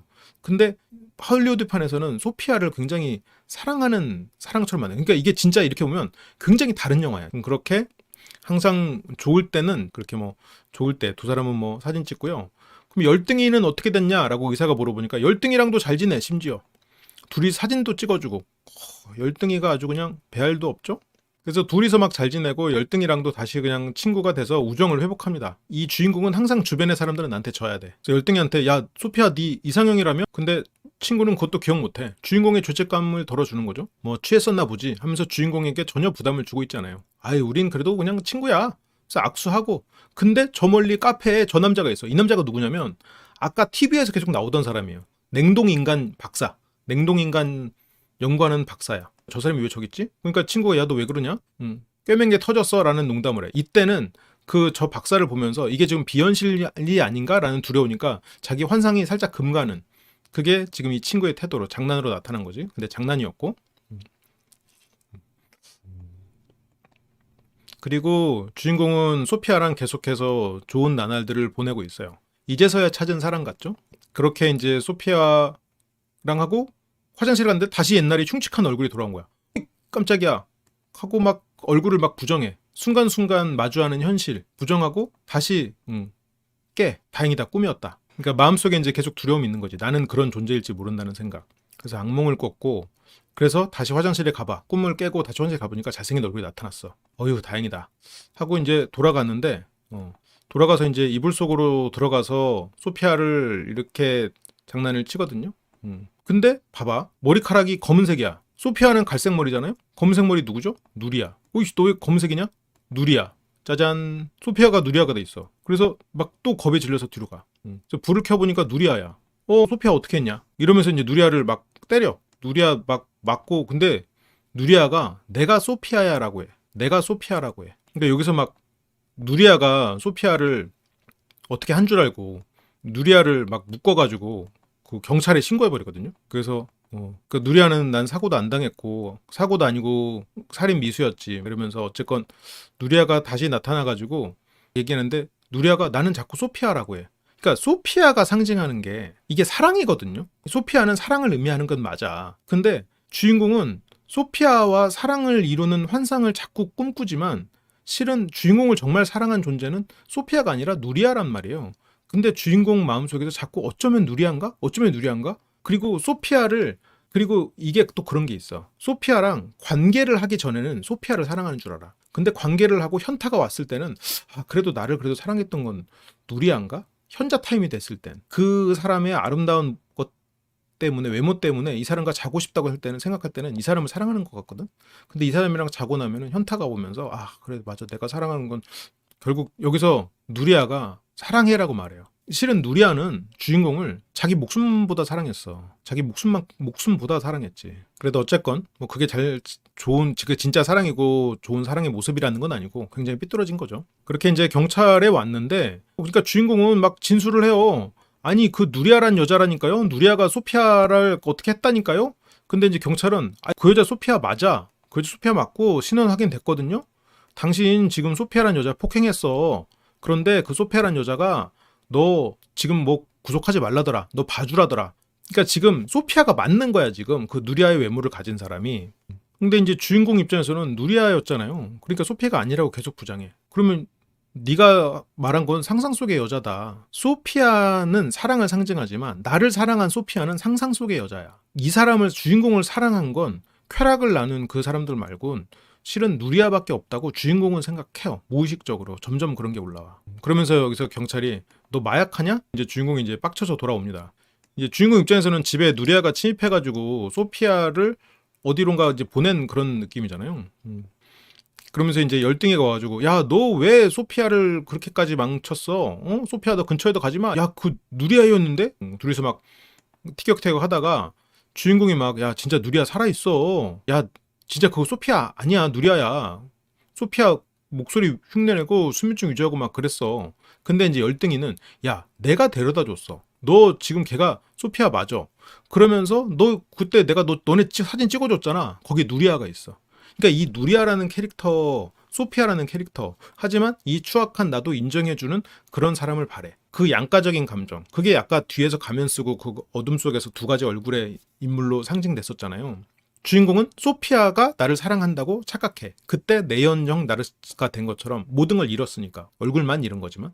그러면서 그때 마지막에 남았던 소피아가 나를 사랑하겠지라고 환상을 가지고 있어. 그리고 지금 누리아는 실제로 이 사람을 죽음보다 사랑한 존재야. 처음에 내 인생을 망친, 잘 죽었다 이렇게 생각했지만 한편으로 후회가 돼. 그 인생을 바칠 정도로 나를 사랑했나? 설마? 그런 생각에 빠져. 점점 외롭고 그러니까. 하지만 계속 부정하지.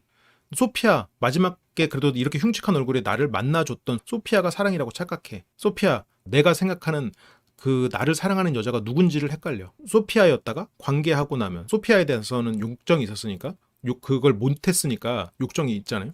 관계하고 나면 누리아가 떠올라. 근데 그 누리아를 부정하고 싶어. 마음속에 죄책감과 후회, 분노가 있으니까. 소피아가 아니야? 그래서 지금 막 주인공이 막 미쳐가는 것 같아. 누리아랑 소피아를 헷갈려 하는 막 이런 상황이 되니까. 그래서 이게 차 사고가 난 후 머리가 너 잘못됐다. 이게 소피아가 맞아? 그러면서 정신병원 가라고. 그래서 이제 바에 와서 있는데 그 냉동인간 박사가 옆에 와서 앉습니다. 근데 주인공 이름을 알아. 나 냉동인간 박사인데 도와주러 왔어. 일단 진정하고 일단 두려움을 극복하고 자기를 통제해봐. 너는 미치지 않았어. 그냥 꿈을 꾸고 있을 뿐이야. 냉동인간 박사가 너는 미치지 않았고 꿈을 꾸고 있어. 진정하고 자신을 통제하려고 해봐. 근데 주인공은 야 아니에요. 이거 현실이에요. 근데 여기 박사가 꿈은 깨어봐야 알지. 꿈꾸는 중에는 그게 현실인지 꿈인지 모르는 거야. 그러면서 여기서 이제 박사가 저 사람들 지금 네 뒤에 주변 사람들 바라봐. 근데 저거 다 네가 만들어낸 거야. 저 사람들 네 편일 수도 있고 너를 파괴할 수도 있어. 이게 되게 근데 난 이런 표현들 되게 좋은 것 같아. 우리 주변의 사람들은 그들이 내가 생각했을 때 내 적으로 규정할 수도 있고 내 편이 될 수도 있는 거야. 내가 적으로 규정하는 순간 나는 그 사람들을 공격하고 그 사람들로부터 나를 방어해야 돼. 모두가 적이지. 근데 그 사람들은 내가 또 이 사람들에게 호의를 베풀면 이 사람들은 내 편이 될 수 있는 거야. 우리의 세계는 우리가 마음먹기 나름인 거죠. 근데 이거는 조금 더 직설적인 표현이에요. 어떤 장면이 나오냐면 그러면서 주인공이 모르겠고 조용했으면 좋겠어. 이러니까 갑자기 주변에 바 있는 사람들이 다 조용해져. 사람들이 다 입을 다물고 주인공을 쳐다봐요. 그러면서 이게 어떻게 된 거냐. 진실을 말해달라. 2부에서부터는 이게 상황이 굉장히 급반전돼. 그래서 진실 감당하기 힘들걸? 그러면서 다시 이제 그 감옥에 와가지고 누리야 그리고 열등이 그리고 경찰이고 뭐고 그냥 다 나를 미치게 하려고 그래. 그 시체를 냉동하려는. 그러면서 여기에서 이제 그 감옥에서 이제 진정제를 맞고 어떤 진실을 더 기억하게 하려고 최면 치료를 합니다. 영화 엄청 잘 만들었지. 그러면서 이제 꿈속으로 들어가서 꿈에 대해서 말합니다. 꿈에선 비가 안 와. 사무실, 엘리가 누구냐. 그래서 여기에서부터 이제 상황이 빠르게 밝혀지거든요. 비서, 엘리가 비서야? 그래서 누굴 기다리지? 아까 그 꿈속에서 파편적인 모습이지. 그 냉동인간 박사랑 무슨 계약을 해. 이게 실제 경험에 대한 기억이죠. 후회 안 할 거니까 사인해. 엘리가 알아서 할 거니까 사인해. 그래서 사인을 했어. 그래서 주인공은 그거를 결정하고 나는 죽을 거예요. 그러면서 막 무슨 약을 먹고 그 쓰러지는 뭔가 사인을 하고 와서 쓰러지는 장면이란 말이에요. 그러면서 자기가 이제 그 약을 먹고 고통스러워하는 그런 장면을 꿈속에서 만나. 그러면서 마약을 했나? 근데 안 먹었대. 그러면서 약을 먹어서 이럴 수도 있으니까 그냥 꿈이야. 꿈속에서 일인데 왜 자꾸 그런 걸 가지고 그렇게 얘기하냐. 근데 지금 이제 박사는 이제 슬슬 이제 한계에 도달하는 거지. 뭐 죽었던 누리아가 나타나고 너가 오페라 유령이나 되냐. 그리고 네가 소피아한테 한 짓이 있는데 왜 그러냐. 근데 그건 이제 소피아가 아니었대. 근데 이제 여기서부터 그 주인공이 누구를 살해했는지가 나오는데요. 이 마임하는 뭐 광대라고 불렸던 이 인형들이 있는 집은 누구 집이죠? 소피아네 집이야. 페넬로페 크루즈 집이죠. 근데 들어오면서 광대가 쓰러져. 이것도 암시를 하고 있죠. 광대가 쓰러진다는 암시. 그 집에 와서 사진을 보니까 사진 속에 소피아가 누리아야. 아까 소피아 사진하고 똑같죠. 똑같은 사진인데 얼굴만 바뀌었지. 거기에 지금 소피아가 앉아있지. 아니 소피아가 앉아있을 자리에 누리아가 앉아있지. 이것도 누리아. 이것도 누리아. 그러니까 막 사진을 다 뜯어버리고 막 그 집을 막 헝그러뜨린단 말이에요. 그런데 자기가 그려줬던 사진도 그 사진 속의 사람이 누리아야. 주인공이 슬슬 깨달아 가는 거지. 그 사랑의 존재를 내가 나를 사랑했던 존재에 대한 의미를 깨달아 가는 거야. 후회 속에서 자기 사인이 있어. 누리아 그림에. 그러니까 뭐 부정할 수가 없죠. 그러면서 괴로워하거든. 그러면서 이제 저기서 누리아가 이제 집에 도둑놈이 들어와 있으니까 이제 뒤에 딱 쳐가지고 깼는데 도둑인 줄 알았잖아. 누리아. 그래서 지금 누워서 기절하고 있는데 소피아인데 근데 그걸 부정해요. 근데 이제 누리아는 너 괜찮아질 거야. 되게 슬퍼하면서 우린 또 함께 할 거고 네가 누리아를 잊으면 나도 당신 안 무서울 거야. 누리아를 잊는다는 건 이 누리아는 죄책감, 분노예요. 네가 분노하지 않고 죄책감에서 벗어난다면 나는 당신이 안 무서울 거란 얘기지. 사랑이 찾아올 거란 얘기지. 그러면서 이제 누리아가 물을 가지러 가거든요. 그러면서 이제 주인공이 겨우 침대 위로 올라가는데 저기서 걸어오는 거는 또 소피아야. 소피아가 물을 들고 와요. 그러니까 주인공이 이제 다시 소피아를 안아. 그러니까 이제 누리아인지 소피아인지 모르겠는 얘는 그래 소피아야. 이러면서 다시 그걸 껴안고 그렇죠. 키스를 하고 둘이서는 다시 이제 아까 이제 마임을 연구하기 시작했어요. 근데 관계를 하는 도중에 누리아가 돼. 관계를 하는 도중에 누리아가 되니까 주인공은 또 괴로워요. 이게 슬슬 이제 그 쾌락을 느꼈을 때 됐지만 여기서는 이제 쾌락 중에 오는 거지. 누리아가 됐어. 관계 중에. 그러면서 주인공은 여기에서 이 누리아라는 존재를 부정하기 시작해요. 베개로 누리아를 이제 삭제시키죠. 누리아가 이제 고통을 해. 그러면서 이제 보고 싶다는 말과 함께 상대를 죽여버리지. 이게 정말 극단적인 양가 감정이죠. 소피아를 보고 싶은데 그 사람을 제거하고 싶어. 이게 주인공이 지금까지 가졌던 양가적 감정을 형상화시킨 장면이에요. 누군가에게 너무나 사랑받고 싶지만 누군가에게 사랑받는 관계를 만드는 건 두려워. 거기서부터는 도망치고 싶어. 내가 누군가와 사랑이 시작되는 걸 두려워해. 그렇게 누리아는 숨을 거두고요. 주인공은 보고 싶다는 말을 하면서 말은 보고 싶어하고 진심으로 보고 싶어하지만 상대를 볼 수 없는 존재로 만들어버리고 있죠. 그렇게 소피아를 아니면 누리아를 죽이고 그 집을 도망치듯이 내려옵니다. 그 집을 막 내려오다가 중간에 거울을 만나. 거울을 만났는데 자기는 다시 흉측해진 모습이 돼 있어. 자기의 죄책감을 외면하고 진짜 사랑 아니면 친밀한 관계를 제거해버리고 다시 추악한 자신을 마주했어. 내 안에서 혼란스러움을 이해하고 그리고 자신의 죄책감을 마주하고 지금부터 더 뭔가라도 잘하려고 그 관계를 열심히 하려고 했다면 본인은 추악한 사람이 아니었을까? 스스로 인정할 수 있을 거야. 근데 그거를 외면하고 그렇게 돼버리니까 추악한 내면의 괴물이 돼버린 거지 다시. 그래서 이제 그 계단을 더더욱 굴러 때려줍니다. 인생 나락이죠. 깨져버린 거울에 비친. 그래서 꿈을 꾸다 보면 아버지가 어머니가 되기도 하고 모퉁이 노점상으로도 변하지. 그렇다면 아버지는 누가 될 수도 있을까? 정신과 의사가 될 수도 있겠죠. 꿈은 그런 거니까. 꿈속에서는 정신과 의사가 아버지일 수도 있을 거예요. 그래서 아니면 병원이나 감옥에 있지. 현실을 꿈으로 착각하기도 해. 그러면서 정신장난이 뭔지 아나? 그러면서 의사가 이제 설교를 하려고 하니까 이제 됐고 나 정신장난 아니야. 왜 애인을 죽였어? 살해 혐의는 애인 살해 혐의인 거지. 엘리랑 TV의 남자, 냉동 박사 누구야? 그러면서 또 그렇게 협조 안 하는 것 같지만 그 정신과 이 선생님한테 재판 후에도 오실 거죠? 재판이 끝나도 나 안 버릴 거죠? 아빠? 그 말이죠. 꿈에서는 아버지가 의사가 될 수도 있으니까. 근데 이제 야 내가 보기 싫다면서 뭐라고 변론할 거죠? 일시적인 정신착란이 제일 가망했어. 어쨌든 도우려는 마음이니까. 그러면서 이제 네 상태가 심각하다. 내가 안 믿겠지만 난 자네를 아껴. 그것도 아주 많이. 그러면서 이제 어떤 연민을 드러내요. 이 박사가. 여기서 나는 의사야. 근데 여기서 주인공이 당신은 의사로 안 보여요. 그럼 뭐 같지? 아버지요. 라고 말해. 이 영화를 이제 다 보고 나면 이런 장면들이 다 퍼즐처럼 맞춰져요. 그래서 맨날 잔소리만 하시는 돌아가셨잖나. 돌아가셨던 그 아버지. 그러면서 결혼해서 딸 둘 낳았다는 남자는 어떻게 됐죠? 그게 이 박사가 자기 자신을 얘기했던 거지. 근데 몰라. 다신 못 봤어. 그러면서 변호사를 구해라. 그렇게 이제 의사는 이 방을 나갑니다. 그런데 여기에서 이제 또 결정적인 또 장면이 나오는데요. 결정적인 뭐 전환이 되는데 상황이 또 급속도로 흘러가요. 여기에서 이 정신병자 같은 한 애가 TV를 막 계속 돌려보다가 여기서 엘리의 정체를 알게 돼. 여기서 이제 냉동 박사가 나와갖고 또 얘기를 하거든요. 그런데 여기서 막 제가 채널을 돌리고 있으니까 이 채널 돌리지 말고 가봐. 리모컨 내놔. 아, 리모컨은 권력의 상징이죠. 그래서 리모컨을 뺏어가지고 그 채널을 틀어보거든요. 그 채널에 엘리가 등장해. 엘리는 이 회사 이름이었어. 사람이 아니야. 회사 이름이었어. 그래서 그 엘리가 그 회사 이름인 걸 알고 저 정신과 의사랑 경찰 입회하에 그 회사에 방문하기로 합니다. 그래서 엘리는 회사명이니까 저게 이제 라이프 익스텐션인가? 그 맞나?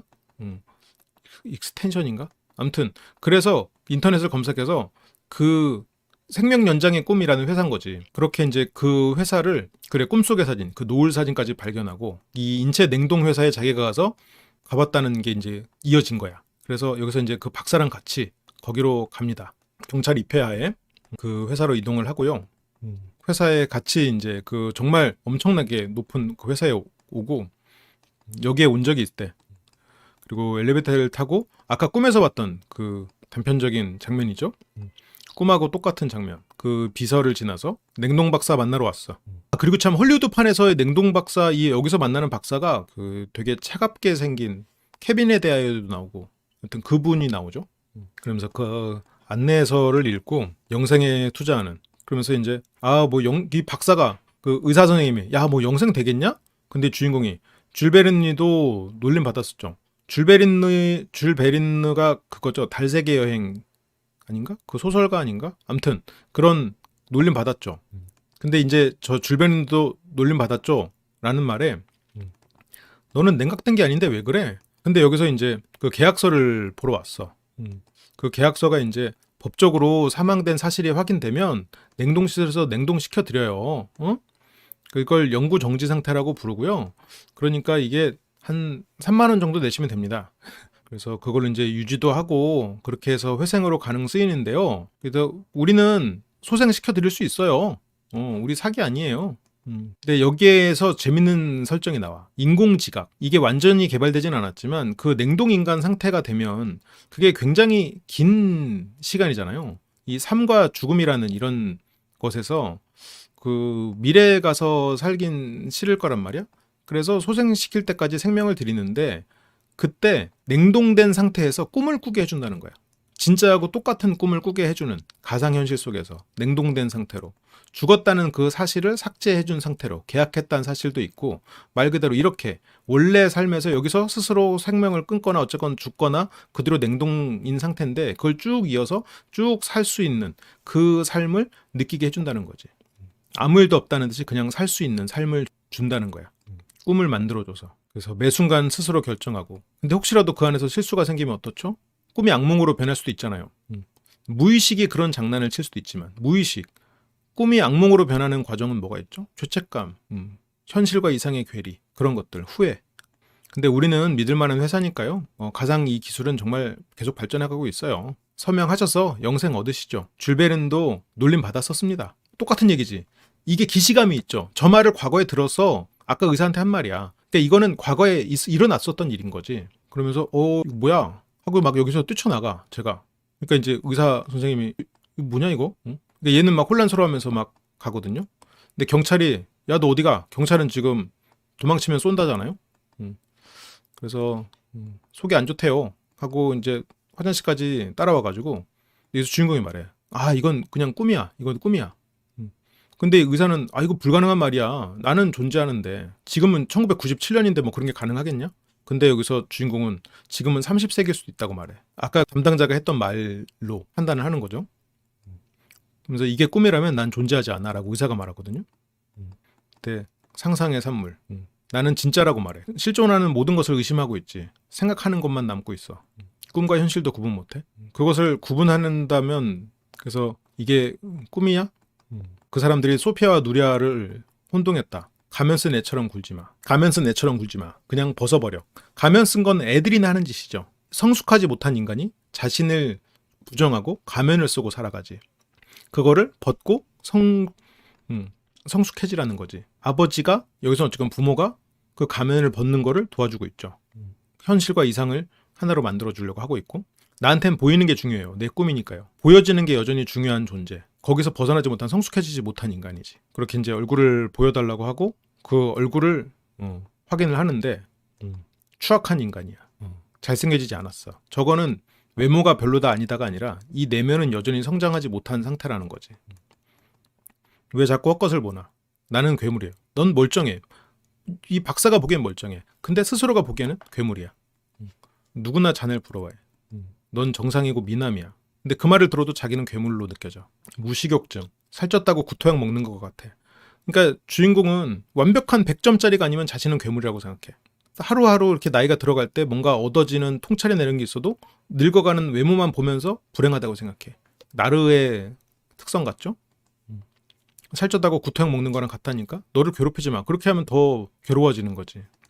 근데 주인공이 자기 얼굴을 보고 이제 여기서는 이건 꿈이고 현실로 돌아가고 싶다. 이게 악몽이잖아요. 감옥에 스스로를 가뒀잖아. 그래서 막 가면서 이제 경찰을 마주치고 어쩌다가 이제 그 경찰 총을 뺏어가지고 경찰까지도 이제 그 죽이고 이 건물을 뛰쳐나가거든요. 여기선 죽이지는 않았구나. 나가서 죽이죠. 여기서 이제 당신 거기서 못 나가. 하지만 못 나가는 게 어딨어. 총 뺏어서 나갑니다. 여기서 이제 자기를 말리던 총 경찰도 쏴버리고 경찰을 막 여러 방 쏴버려. 아주 막 긴박한 상황이죠. 지금 주인공은 이게 꿈이라는 걸 확신을 해버렸어. 이게 꿈이라고 하면서 이 경찰을 막 그냥 쏴버려. 뒷일 없이. 그러면서 이제 막 깨어나고 싶다고 하면서 막 하는데 이 뒤에 지금 경찰들이 있잖아요. 경찰들이 총을 쏴. 근데 이 정신과 의사가 그 사이를 막아서면서 세자르를 지켜줘. 그러니까 이게 세자르가 바랬던 모습이지. 목숨 걸고 자기를 그 지켜주는 안전지대. 아버지랑 착각하고 있잖아요. 정신과 의사를. 이 의사가 이제 안토니아니까 지금. 못 움직이겠어. 등에 총을 맞았어. 지 막아주려다가. 하지만 그거는 실제가 아니야. 지금 총을 맞지 않았어. 아무것도 없어. 사람도 없어. 다 사라졌어. 그러면서 이제 이 의사는 어떻게 된 건지 몰라. 그러면서 주인공은 꿈이라고 확신해요. 결말은 거의 같죠. 이 정도면 됐으니까 그만 좀 하라고 하면서 어쨌건 옥상 위에 누가 있다고 하면서 둘은 같이 이제 옥상으로 올라갑니다. 더 생각 말고 미치니까. 그러면서 이제 둘은 같이 이제 옥상에 올라오거든요. 옥상에 누가 있을까? 냉동 박사. 나는 냉동 박사요. 엘리의 냉동 박사. 그러면서 여기서 이제 모든 진실이 밝혀져요. 우리는 150년 전 만났었어. 150년 전에 만났고 이제는 다 이제 퍼즐이 풀렸죠. 세상은 없고 모든 건 다 저 친구 머릿속에 있어. 당신과 날 포함해서 모든 건 다 머릿속에 있어. 근데 의사는 굉장히 부정해. 그래서 우리가 하는 말이나 주인공이 무슨 생각을 하면 우리는 바로 알 수 있다. 이게 가상현실 중이니까. 냉동 상태의 가상현실이에요. 당신은 주인공을 구했잖아. 당신은 아주 훌륭해. 주인공에게 필요한 배역이야. 주인공은 이게 가상현실이에요. 그래서 퍼즐이 맞춰지는 거야. 주인공이 바랬던 존재들, 친구, 날 사랑하는 존재, 내가 추악함에도 불구하고, 그리고 아버지 같은 의지하는 안전지대, 사랑, 우정, 이 세 가지를 주인공은 누구보다 갈망했어. 그래서 그 세 가지 배역을 꿈에서 연장시켜서 만들어 놨는데 실제로 의사로서 아버지는 내가 아버지에 대한 기억이 없으니까 이 사람은 의사로서 훌륭히 수행을 했지만 우정은 내가 제대로 경험한 적이 없으니까 우정은 이상하게 왜곡됐었지. 사랑도 날 사랑한 게 누리아인지 소피아인지 본인도 헷갈릴 거야. 소피아는 아니거든. 근데 본인의 욕망은 소피아를 향하거든. 그러니까 그게 본인도 머릿속에서 죄책감과 후회랑 맞물리면서 소피아랑 누리아가 섞여서 나오겠지. 그러면 어느 지점부터가 꿈이었을까? 그게 또 나와. 그러면서 이제 저 의사는 세상을 잠깐 믿지 못하고 이제 가고 야 박사한테 왜 나 안 깨웠어? 아, 네가 꿈인지 몰랐는데 어떻게 깨워? 그래서 언제부터 꿈이었어? 그게 나와. 디스코텍 간 날. 이때 제가 아까 일부라고 끊었던 지점까지가 현실이야. 거기까지가 현실. 그 이유가 꿈이야. 여기서 쓰러져서 잠드는 순간까지 열등이가 소피아 만나러 가고 막 달려가 소피아 만나러 가고 오씨 나도 껴줘 하고 달려가다가 길에서 쓰러졌잖아요. 주인공이. 그 뒤로 그러면 실제 역사는 어떻게 흘렀을까?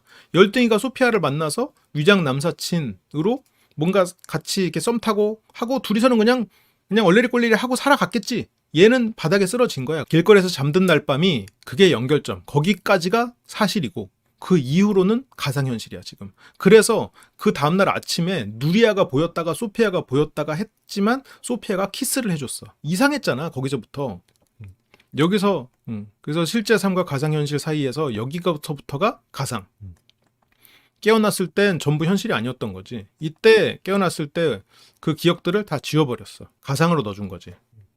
그래서 실제 상황은 이래요. 실제로는 소피아도 못 봤지. 당연하지. 이 방송 안에서의 이 영화 안에서의 소피아는 어때요? 주인공한테 그렇게 애착 없어요.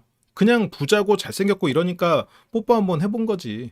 좀 만나볼까? 했던 거지. 오히려 더 뭔가 이 사람을 통해서 뭔가 이 자기도 얻고 싶은 게 있는 그런 물질적인 사람이었단 말이에요. 근데 이미 그렇게 못생겨진 사람 그리고 이미 나락갔는데 뭐하러 만나. 그냥 열등이 그냥 위장 남사친으로 두는 게 낫지. 그러니까 소피아는 그대로 만나지 못했어. 찾아오지 않았어. 그리고 의사들도 얼굴 못 고쳤어. 그렇게 이제 숙취 끝에서 잠이 깨고 몇 달 동안 집 밖에 안 나가다가 그러다가 엘리를 만난 거지. 회사를 만난 거지. 몇 달 동안 집 밖에 나가지 않았다는 건 그건 소피아가 이 주인공을 그냥 그 정도로 본 거죠. 그러면서 와가지고 계약하고 냉동인간 되겠습니다. 오케이. 냉동인간 만들어주세요. 사인하고 근데 냉동인간의 조건이 뭐죠? 법적으로 사망했을 때 냉동시키는 거죠. 약 먹고 스스로 목숨 끊고 이렇게 이제 죽어갔죠. 그리고 냉동된 거야. 이게 현실이야. 여기까지가 이 사람의 실제 삶인 거지. 결국 누구의 사랑도 받지 못했고 우정도 없었고 안전지대도 없이 혼자 쓸쓸히 죽어간 남자야. 바닐라 스카이에서는 그 7난장이를 이기고 회사를 얻어서 성공하고 그러긴 나오긴 하는데 누리아는 주인공의 죄책감을 상징해요. 어쩌면 그 사람이 날 진짜 사랑한 유일한 여자였을지 모른다는 생각이 들 거야. 근데 내 얼굴을 끝장낸 그 여자에 대한 분노도 있지만 그래서 이 사람의 성장, 두려움, 그런 후회를 직면해야 돼. 그게 이제 뒤에서 나오죠. 바닐라 스카이의 또 하나의 의미인 같아 나는. 네가 원했잖아. 네가 사인해놓고 왜 또 우리한테 그래. 우리는 배경과 인물 설정만 해준 거야. 지옥은 당신이 창조했어. 감옥도 자기가 만든 거야. 이게 제가 나르라고 규정을 한 게 성숙하지 못하고 이상과 현실의 괴리가 커진 사람, 자기의 어떤 추악함만 생각하고 스스로를 비난하면서 가면 뒤에 숨어서 남들에게는 좋은 모습만 보이려고 하는 이들은 스스로 만든 감옥에 갇혀있는 존재라는 거야. 근데 이건 마음먹게 달렸지. 내가 하루하루 뭔가 어제보다 부족해져가는 외모를 보면서 내가 스스로 나를 감옥에 가둘지, 내가 하루하루 늘어가는 인생의 즐거움을 바라볼지, 똑같은 삶인데 그건 감옥 속일 수도 있고 천국일 수도 있어. 바닐라 스카이 아래서 내가 행복을 누릴 수도 있는 거고. 근데 주인공은 한 번도 행복한 적이 없어. 그거를 누리하는 행복의 가능성을 봤어. 왜냐면 사랑을 하니까 행복했거든. 근데 이 사람은 떠나갔단 말이야. 그걸 모르고 불쌍한 인간, 같이 죽자. 그래서 내가 마음 먹으면 돼요? 안토니오도 나오고. 근데 이 정신과 의사는 아니 아무도 없네? 지금 아주 역할 몰입이 끝내주죠. 그러면서 당신은 두려움을 극복했어. 두려움을 극복했지. 원한다면 다시 해주겠어. 여기서 주인공이 스스로 선택할 수 있어. 이런 꿈속의 삶을 살지 아니면 현실로 돌아갈지. 현실로 돌아가서 두려움에 마주하고 현실로 돌아갈지.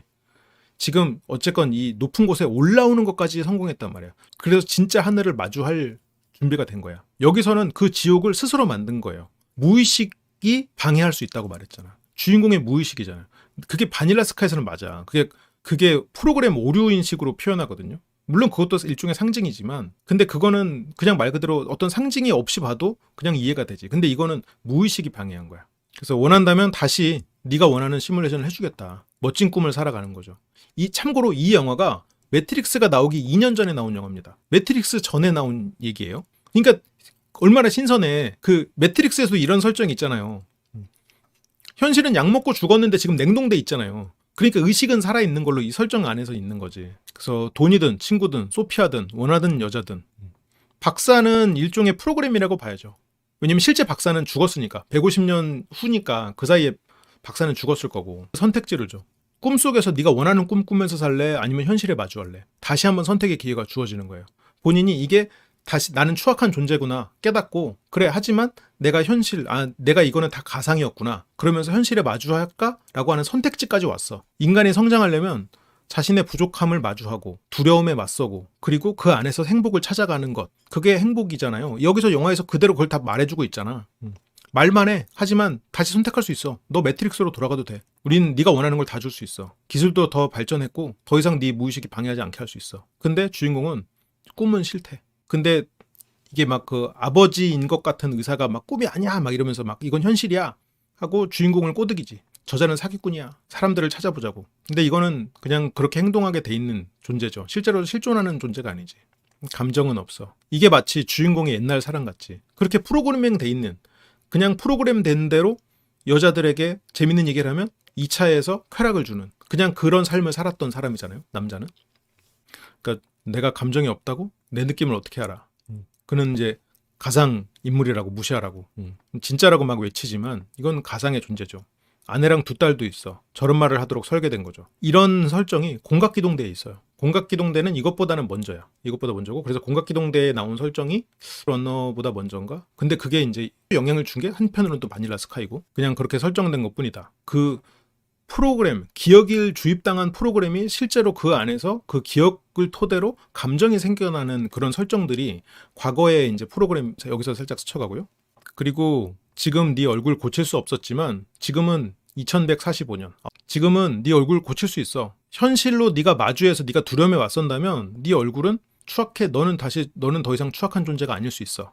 라는 것까지도 알려줬어. 떠먹여주네요. 맞아. 바닐라 스카이에서는 저 박사한테, 저 의사한테 딸 이름 대보라고 하니까 못 대. 이런 설정 중에 그것도 있었는데.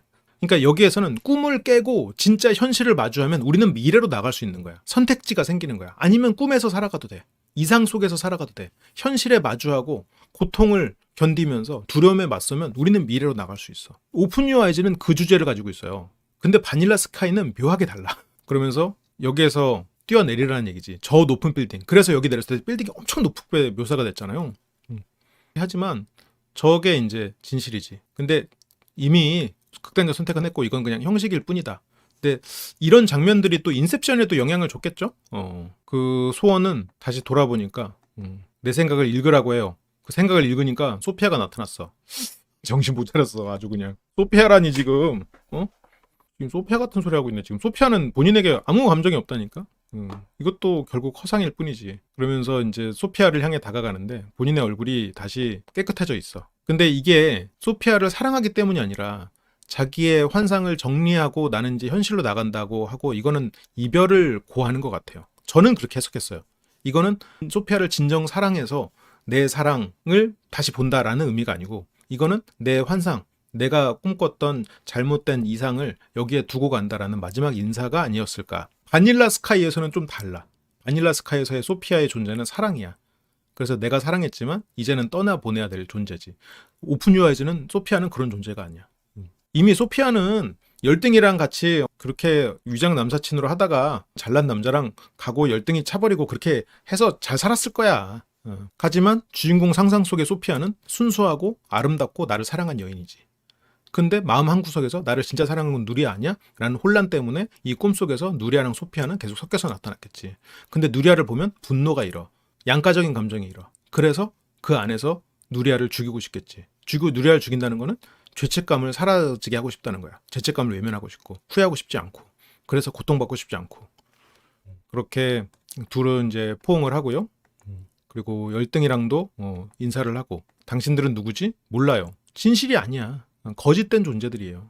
거짓된 존재와 마지막 인사를 나누는 거야. 거짓된 우정과 사랑과 작별을 고하는 순간입니다. 이거는 사랑을 만나는 게 아니라 거짓된 사랑과 거짓된 우정의 작별을 고하는 장면이죠. 너무 다른 해석이죠. 바닐라 스카이와 오픈 유 아이즈는 이게 다 막상 보면 거의 비슷해요. 장면이 거의 비슷한데 장면이 말하고자 하는 게 너무 달라. 전부 마음속의 심리적인 것이에요. 그러면서 그 어떻게 보면 좀 만들어진 것 같은 그런 하늘 아래에서 둘은 이제 키스를 하죠. 비가 내리지 않는 현실은 가면이 벗겨지지 않은 순간이에요. 그러면서 이들은 어떻게 되죠? 그들은 친구들이 아니라 이미지일 뿐이에요. 저기서 뛰어내리면, 주인공이 현실로 오면 저들은 사라지는 거예요. 사랑하는 존재를 사라지게 할 수 있나? 아니에요. 진짜 우는 게 아니야. 저건 다 연기야. 마임이야, 마임. 프로그래밍된 존재들이지. 스스로 그렇다고 믿고 있을 뿐이야. 세상에는 두 종류의 인간이 있다는 거예요, 지금. 오픈 유 아이즈에서 말하는 거는.